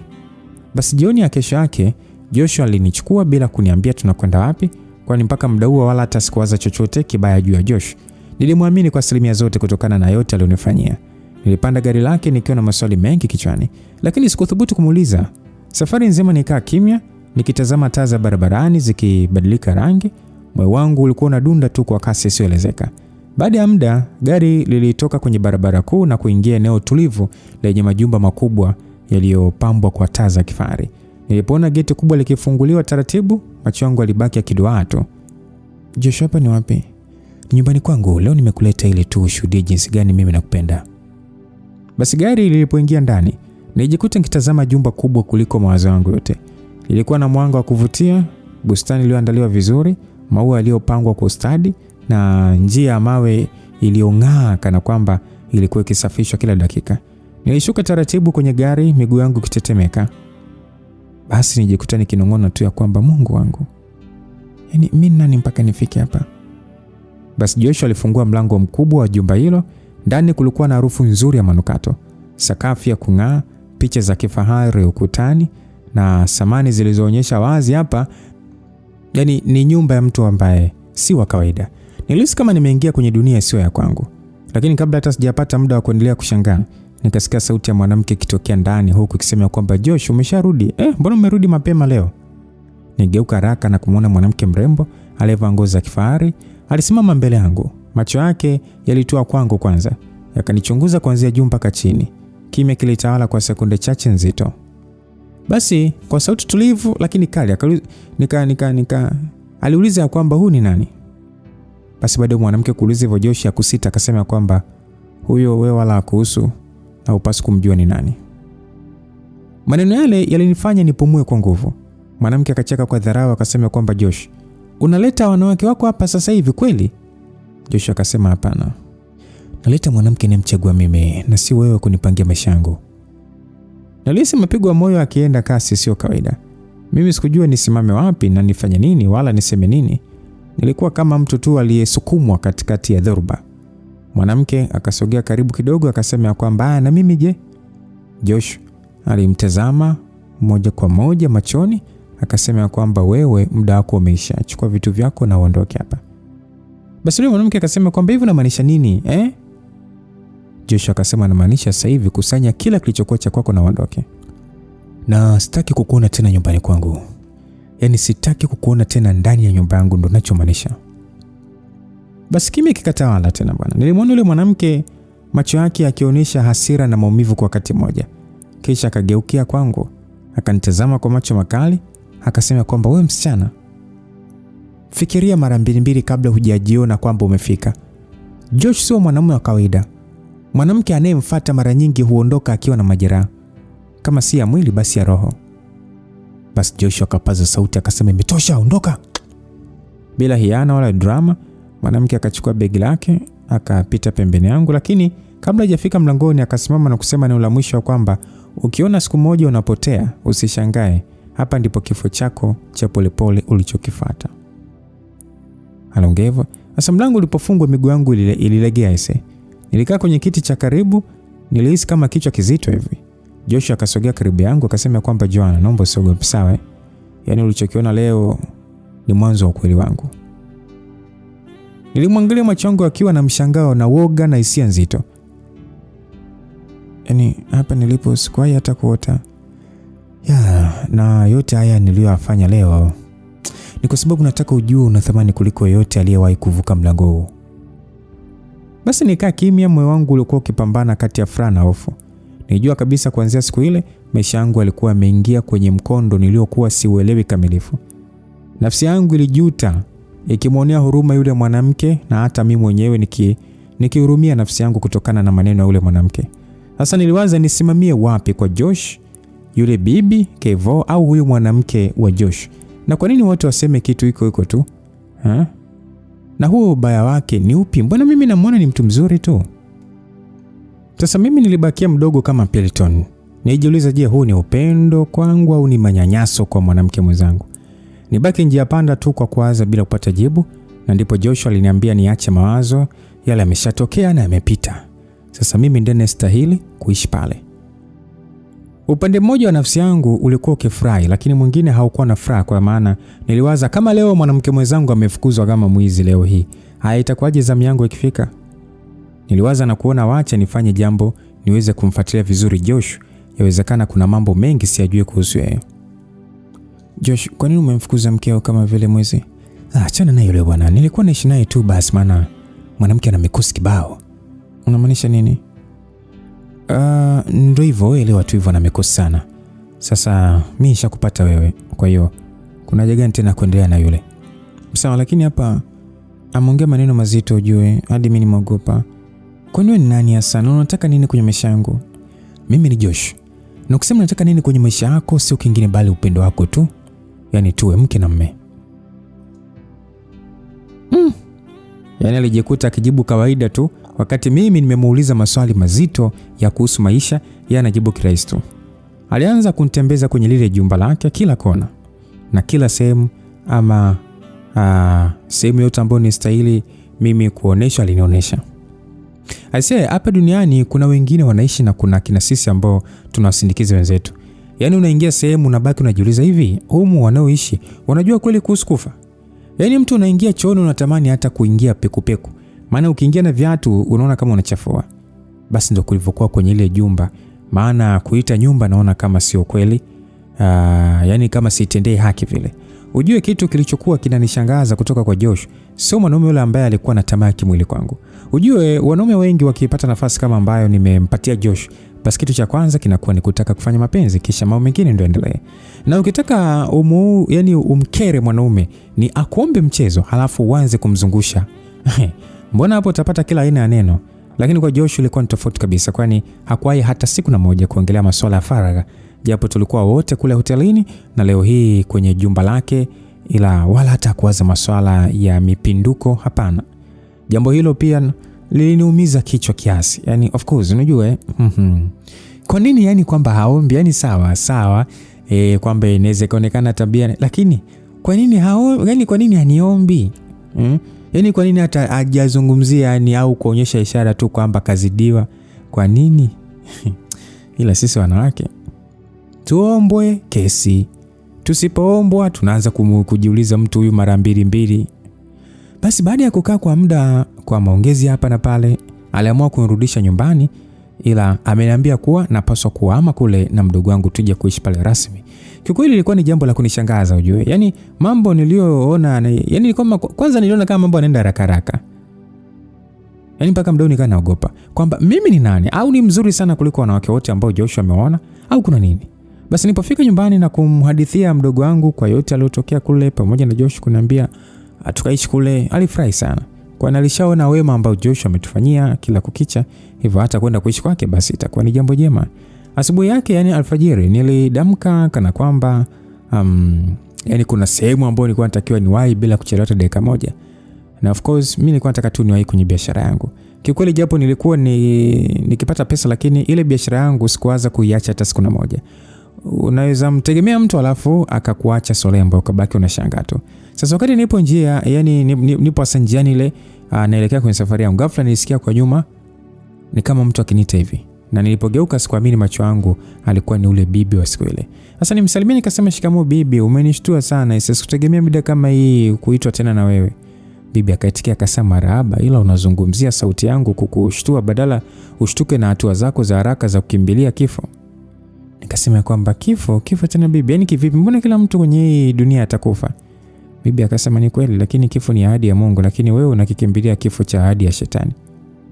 Nikasema hapana bibi, utakuwa tu umeniweka njia panda. Hebu naomba uniweke basi wazi, yani nini maana yako? Bibi akasema wazi wangu mimi ni kwamba mtafute ule mke wa Josh ambaye alifukuzwa kwa ajili yako. Yeye ndiye atakayekupa kukupa walisio hili jambo, kisha uje kwangu tena. Msikilizaji, kwanza yule bibi alinishangaza. Alijuaje tukio lilotokea hali ya kuwa yeye hakuepo? Yaani hakuepo lile eneo. Hapo sasa ndo nikajua kuwa hakuwa mtu wa kawaida. Hivyo nilianza kuingiwa na hofu juu ya yote alioniambia. Maneno ya yule bibi aliniacha nikiwa nimesimama katikati ya njia kama mtu aliyepigwa na radi. Nilihisi baridi likipanda mgongoni hadi shingoni.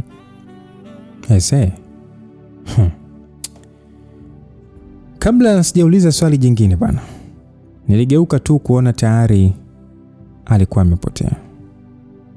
Hakuwa na sauti ya hatua zake wala kivuli chake. Nijikuta nikimeza mate kwa nguvu na kujiuliza nampataje yule mwanamke, maana sipajui kwao wala jina lake, na pia nikimpata na huyu bibi sasa nitampata wapi wakati sijui hata anapoishi. Asa safari ya kwenda kazini siku ile haikuwa kama siku nyingine. Macho yangu yalikuwa wazi, lakini akili ilikuwa mbali sana. Kila uso wa mwanamke niliyemkuta njiani nilianza kujiuliza, je, huyu anaweza kuwa ndiye yule mwanamke aliyefukuzwa kwa ajili yangu? Alikuwa anazunguka sana kwenye kichwa changu. Basi nilipofika kazini, mikono yangu ilikuwa mizito. Nilipika pale, nilihudumia wateja, lakini moyo haukuwa pale. Kila nikikumbuka uso wa Josh alipokuwa akimfukuza yule mwanamke, sauti yake ilivyonikazia, na namna ambavyo macho yake yalikuwa yananitazama, nilianza kuona kama ile haikuwa ishara ya mapenzi tu. Kulikuwa kuna kitu nyuma yake. Sasa mchana ulipofika, kwa bahati nzuri chakula nilimaliza mapema, hivyo nilifanya uamuzi. Nilijua siwezi kuendelea kuishi kwa hofu isiyo na majibu. Kama kweli kuna ukweli, basi ni bora uumize mapema kuliko kuua taratibu. Sasa nilichofanya, nilikwenda kwenye mtaa ambao alikuwa anaishi Josh. Nilianza kuulizia kwa tahadhari. Mimi sikutaja jina langu wala uhusiano wangu. Nijifanya kama mtu wa kawaida tu. Baada ya kuuliza mara kadhaa, ndipo mwanamke mmoja akanivuta pembeni na kunong'oneza kwa sauti ya chini kana kwamba anaogopa kusikika. Akasema kwamba unamtafuta yule aliyekuwa anaishi kwa Josh, si ndio? Nilihisi mapigo moyo yakiongezeka. Nikatikisa kichwa taratibu kwa ishara ya kuitikia alichoniuliza. Basi yule mwanamke akasema kwamba aliondoka ghafla, wanasema anaishi nje ya mji. Basi nilimshukuru, lakini kabla hajaondoka alinionya, akasema kwamba usifuatilie sana mambo yule mwanaume. Wanawake waliopita kwake wengi wao hawakuwa salama. Basi maneno yale yalizidi kuniongezea hofu. Nilihisi pumzi ikinikata kwa sekunde kadhaa. Nikabaki nimesimama pale nikitazama uso wa yule mwanamke bila hata kujua nimshukuru vipi yani. Basi aliondoka taratibu, akiacha nyuma harufu ya hofu na maswali mazito moyoni mwangu. Nikajiuliza kwamba wanawake waliopita kwake wengi wao hawakuwa salama kivipi yani. Basi nijaribu kujipa moyo, nikijiambia labda ni wivu wa watu tu, labda ni chuki tu kwa mtu mwenye pesa, Lakini kadri nilivyojaribu kujitetea moyoni, ndivyo kumbukumbu zilivyozidi kunisuta. Uso ule mwanamke aliyefukuzwa, macho yake alivyoniangalia bila kunitazama moja kwa moja, maneno aliyoniachia kama mkuki uliojaa sumu. Hakulaani, alinionya. Basi nirudi kwenye banda langu nikiwa kama mtu aliyepoteza kitu lakini hajui ni nini. Lakini kila nikigeuka nilihisi kama kuna macho yananiangalia. Kila gari lililosimama karibu, moyo wangu ulishtuka. Nilianza kuogopa hata simu yangu kupiga. Hasa jioni ilipokaribia, nilifanya uamuzi wa kimya kimya. Sikumwambia mtu, sikumwambia Tannet. Sikumpigia Josh. Nilijua kabisa kuna mambo ambayo nikimuuliza mhusika mkuu hatapata jibu, kwamba hata nipatia jibu la ukweli. Ukweli wa mambo mazito upatikana pembeni kwa walioumizwa. Basi sasa mimi nitoka mapema tu kidogo kazini, nikajifanya kama narudi nyumbani, lakini moyoni nilikuwa na mwelekeo tofauti. Nitembea kwa tahadhari, nikihakikisha sifuati, hakuna mtu ananifuatilia nyuma. Nilivaa kanga juu ya kichwa kama wa mwanamke wa kawaida tu wa mtaa, nikijaribu kuficha uso wangu. Nilifika nilipoelekezwa, kwa yule mke wa Josh.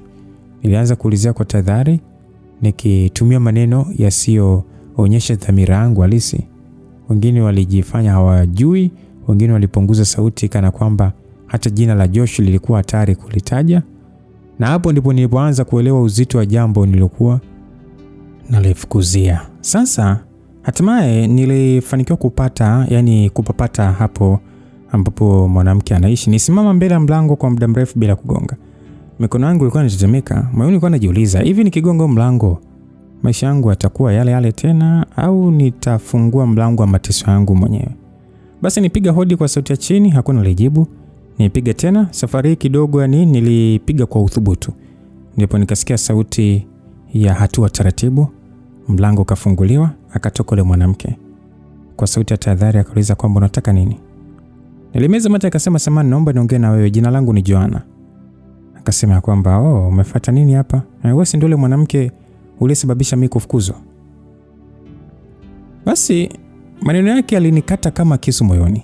Sauti yake haikuwa ya kelele bali ya mtu aliyechoka kuumizwa. Nisimama pale mlangoni nikiwa sina la kusema kwa sekunde kadhaa, nikihisi uzito wa kosa ambalo sikuwahi kulifanya kwa makusudi, lakini athari zake zilimfikia yeye moja kwa moja. Basi kwa sauti ya chini kaambia, samahani, sikujua kama ningekuwa sababu ya chochote. Mimi nimekuja tu, lakini sio kwa ugomvi. Nimekuja kwako kwanza kukuomba samahani, na kingine kuna vitu nahitaji kujua kuhusu Josh. Samahani sana, lakini kama tujali naomba tu kufahamu. Akauliza kwamba kufahamu ukweli? Ukweli gani ambao unataka kwa mwanamke niliye chukuliwa nafasi yangu kwa siku moja tu? Niliangalia macho yangu chini kwa aibu. Nikasema kwamba sikutaka kuchukua nafasi ya mtu yeyote, na mpaka leo bado najiuliza nilichofanya ni nini hasa. Na mpaka tunatoka nyumbani na kufika pale, wala mimi sikuambiwa kuwa napelekwa nyumbani kwake, na wala sikujua kama kuna mtu alikuwa anaishi naye. Basi nilitazama pande zote kama anaogopa kusikiwa, kisha akafungua mlango zaidi kidogo akasema kwamba ingia, lakini usikae muda mrefu, sipendi watu kujua niko hapa.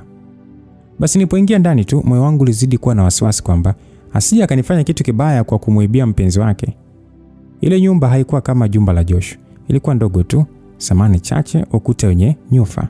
Aliniongoza nikakaa kwenye kiti cha plastiki kilichokuwa kimechakaa.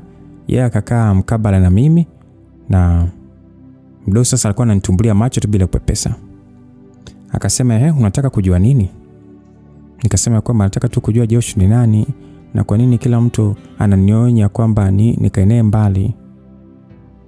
Uso wake ulibadilika ghafla, macho yake yakajaa hasira. Akasema kwamba kwa sababu wewe si wa kwanza, na kwa bahati mbaya huenda usiwe wa mwisho. Nikamuuliza, unamaanisha nini? Akasema Josh ana kipaji kimoja kikubwa sana. Anajua kumpa mwanamke kila kitu anachokikosa: usalama, pesa, maneno matamu na matumaini. Anakufanya ujisikie wa kipekee kuliko mtu yeyote ule. Na hapo ndipo mtego ulipo sasa. Mimi nimeishi naye siku moja tu. Unaishi kama malaika. Kesho unaulizwa maswali yasiyo na majibu.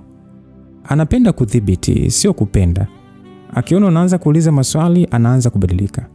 Ndio maana nilikwambia siku ile, umefuata kifo chako. Alisema hivyo bila kupindisha. Sasa nikamuuliza kwamba sawa, vipi kuhusu kuwa na wanawake wengi ambao wengi nasikia walipotea kwa mazingira ajabu? Yule mwanamke akasema, ni kweli ukiishi kwa Josh jua unaishi na kifo chako. Na ndicho kilichowatokea wanawake wengi tu. Nikasema okay, kama ni hivyo kwa nini wewe ukupata hilo tatizo na umeishi kwake? Akasema, umeuliza swali zuri sana. Hebu tutoke nje kwanza nikuonyeshe kitu. Basi tukainuka pale na kuelekea nje ili kuona ni kitu gani ambacho alikuwa anataka kunionyesha. Na kwa muda huo tayari giza lilikuwa limeshaingia. Tulipotoka niambia kwamba nitazame juu kisha nimwambie naona nini. Nikamwambia nimeona nyota na mbala mwezi. Akasema sawa, je, nikuulize swali, tangu umejuana na Josh mlishawahi kufanya mapenzi? Nikasema hapana, hatujawahi. Akasema basi kama hujui, Josh ana viapo vyake ambavyo anavifanya kupitia wanawake. Na hiyo humfanya biashara zake kukua sana. Ni siku zote pindi anapokutana na mwanamke basi huvizia wakati wa mwezi mpevu. Ikifika saa 6 kamili tu ndipo hufanya mapenzi, na baada ya hapo basi mambo yake yeye hunyoka tu. Na baada ya muda mfupi basi mwanamke hupotea kabisa. Basi macho yangu akaanza kudondosha machozi kwa kujiuliza ni nini hiki nimekifuata kwenye maisha yangu. Alinisogelea tena, safari sauti yake ilikuwa laini lakini nzito.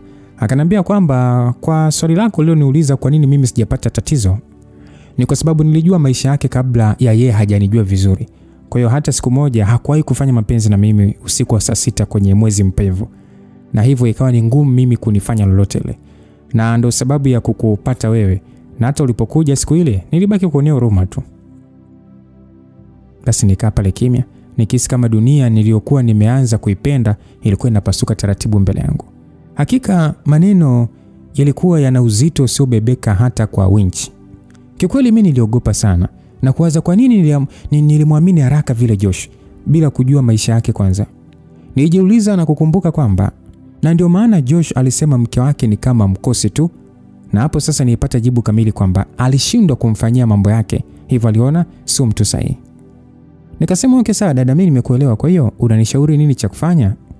Huyo mdada akasema kwamba kiukweli sijajua nini ufanye, kwa maana ninavyokuona yani mpaka sasa hivi ninavyoona tayari yani kama Josh tayari amesha kuweka kwenye ramani, hivyo sijajua yani utumie nini ili utoke kwenye hiyo hatari.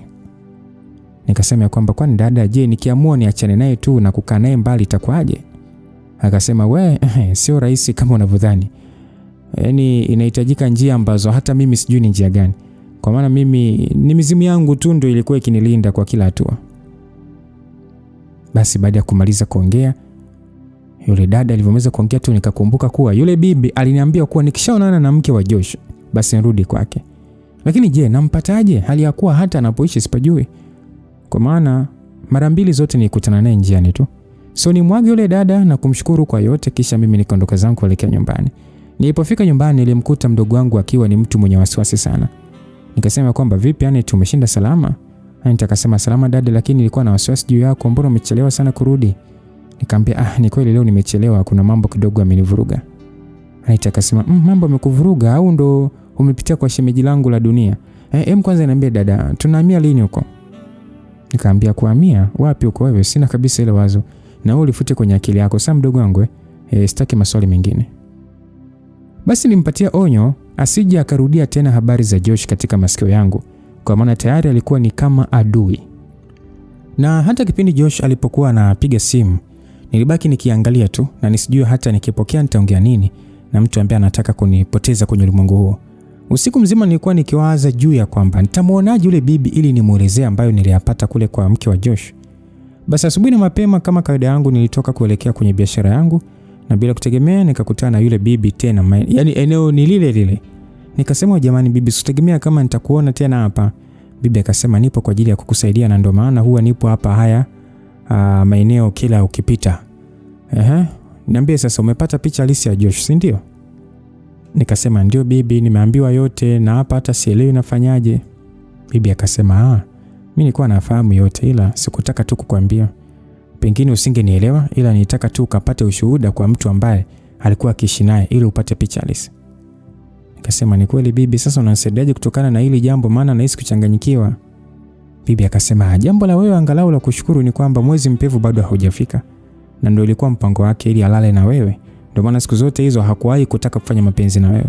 Sio kwamba eti hataki, ila sharti lake siku ya kwanza kulala na wewe basi inatakiwa usiku wa saa 6 wa mwezi mpevu. Nikamwambia bibi ya kwamba hata yule mwanamke aliniambia hivyo, sasa nafanyaje katika ile bibi?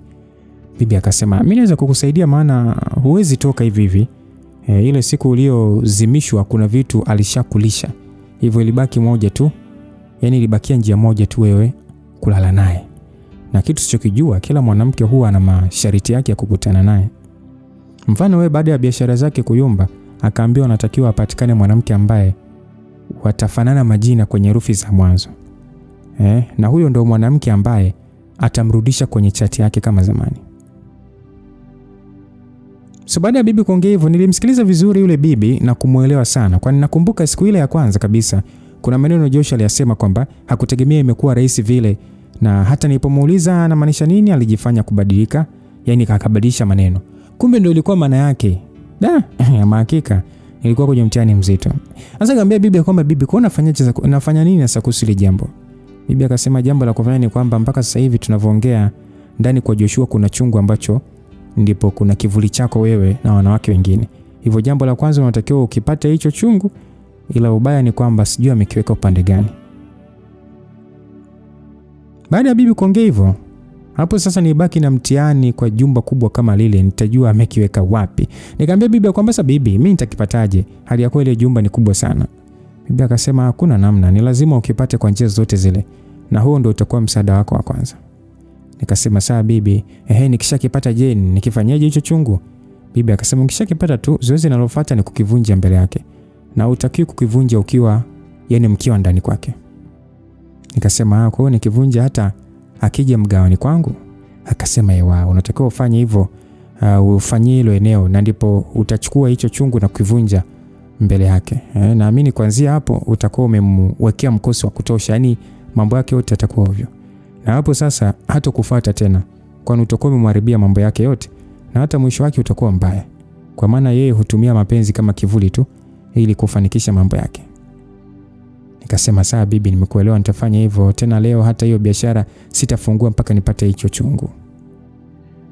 Basi baada ya kumaliza mazungumzo, bibi alinipotea machoni kama kawaida yake, akiniacha pale nikiwaza na kuazua, na ndipo nilipopata jibu kwamba nimfuate tena yule mwanamke wa Josh, kwa maana yeye anajua vizuri ile nyumba, hivyo anaweza kunisaidia kwa namna moja ama nyingine. So nilienda mpaka kwake, na kwa bahati nzuri nilimkuta. Nikasema kwamba dada, samahani kwa kuja tena kwako, usione kama nakusumbua, nina shida. Dada akasema usijali mdogo wangu, mimi na wewe ni kama ndugu, hivyo kwa lolote ama chochote karibu na kukaribisha. Basi bwana, ilibidi sasa nimwambie yale yote ambayo nilizungumza na yule bibi na shida yangu ambayo imenileta pale, ili anipe mwongozo kama hata kuna chumba cha siri mle ndani, au kama kuna vitu vyake vya umuhimu kuna sehemu maalum ambapo huwa anaweka ile anambia. Sasa yule dada akasema kwamba sikia mdogo wangu, kiukweli pale ndani mimi sikuwahi kuona vitu vya ajabu, ila tu kuna siku nimeona akitokea kwenye pembe ya choo cha nje akiwa na wasiwasi sana. Hata nilipomuuliza kuna nini hakunijibu, na mimi hata sikufuatilia, niliachana naye. Nikamuuliza yule dada kwamba sawa dada, hata ile nashukuru, unajua nimepata pa kuanzia. Basi nilipomwambia yule dada, nilimuaga yule dada na fasta nikamtafuta Josh kwenye simu yake ili nimwambie kwamba nataka kwenda kwake, kwa maana nimemisi na nina siku kama 2 sijaonana naye. Bila hiana alikubali na akanifuata na gari yake mpaka kwenye banda langu, kwa maana nilimwambia atanikuta pale. Wakati upo kwake nikaa nawaza sasa nawezaje kukipata hiko chungu, ila kama bahati tu alipigiwa simu na kuniaga kwamba atarudi muda si mrefu, kuna mahali anakwenda. Sasa pindi alipotoka tu nilianza kuangaza kila sehemu ya ile nyumba kwa ndani, lakini sikufanikiwa kuona kitu, na ndipo nikaamua kutoka nje. Nikaangalia kwenye sehemu ambayo aliniambia yule mke wa Josh. Nilipotoka nje kuelekea kile choo cha nje, moyo wangu ulikuwa unapiga kwa nguvu kama ngoma. Nilihisi wazi kuwa kile nilichokuwa nakitafuta hakikuwa kitu cha kawaida. Basi upepo mdogo hivi fani tu hivi ulivuma, na kwa mara ya kwanza nilihisi baridi kali hata jua likiwa bado juu. Sasa nipiga tu taratibu kuelekea ile pembe. Kulikuwa na kifusi cha matofali ya zamani, ndoo iliyochakaa, na nyuma yake kulikuwa na kipande cha bati kilichofunikwa. Nilipochungulia chini yake, macho yangu yakakutana kile nilichokuwa nakitafuta, kwa maana ya chungu. Kilikuwa kimefunikwa kwa kitambaa cheusi, kimezikwa nusu ardhini. Hasa mikono yangu ilitetemeka nilipokishika. Nilihisi kizunguzungu, kifua kawa ni kizito, na kwa muda mfupi tu nitaka kukimbia. Lakini nikakumbuka maneno ya yule bibi, nikakumbuka wanawake waliopotea, nikakumbuka mdogo wangu, na nikajua hapa hakuna kurudi nyuma. Basi nikachukua, na kwa kuwa sasa kilikuwa ni kidogo kiasi, nikakiweka kwenye mkoba ambao nilikuja nao na kutulia kama sio mimi vile. Hasa Joshua aliporudi, uso wake ulikuwa wa kawaida kama siku zote. Alinipokea kwa tabasamu, akanikumbatia, macho yake akiwa hayana hata chembe ya shaka. Nilifanya kama kawaida, nikacheka tu, nikazungumza, nikijifanya mpole zaidi kuliko siku zote. Sikutaka kukaa sana lile eneo, kwani angeweza hata kunishtukia. Hivyo nilimwaga kwamba naenda nyumbani, kuna mgeni ananisubiri. Basi naye hata hagi na maneno mengi pindi ninapomwomba jambo langu. Lile zoezi nilipanga nilifanye kesho yake pindi atakapokuja tu kwenye banda langu. Basi kesho ilipofika, nilibeba kile chungu kwenye begi na kwenda nacho kwenye biashara yangu, huku sasa nikimsubiria kwa hamu yule birisi. Mungu naye alivyonisimamia, uweze amini, kesho yake jioni nikiwa nimemaliza biashara zangu pale nini, Joshua alikuja. Kabla hajaingia ndani nikamwambia kwamba ngoja kuna kitu nataka nifanye. Akauliza nataka kufanya nini?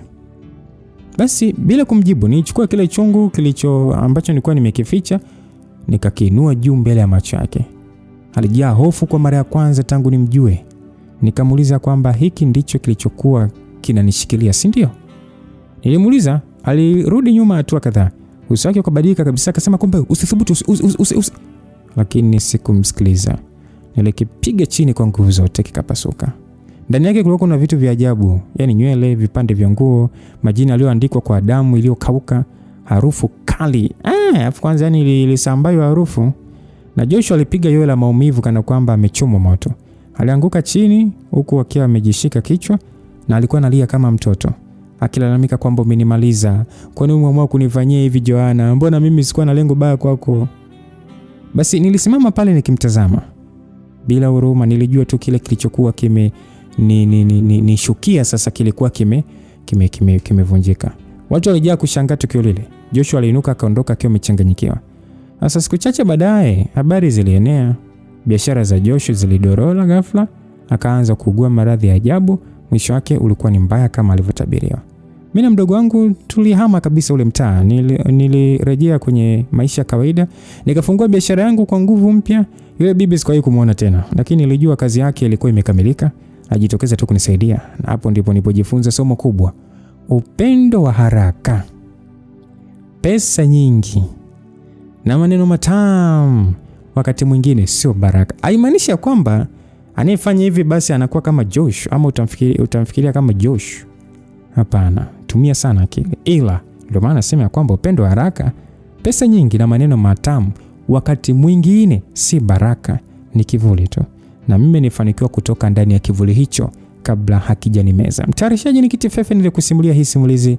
Ni mimi Lucas Lumbas, na hapa ndipo tumefika mwisho wa hii simulizi. Ninaamini kuna kitu kizuri sana umekiongeza kwenye moyo na akili, maana kuna wakati kuna mgongano sana wa maamuzi kati ya moyo na ubongo. Kila mtu anakuwa na maamuzi yake. Sasa najua kati ya moyo na ubongo kuna chakula ambacho utakuwa umekipata. Niseme tu God with you till we meet again. Bye bye.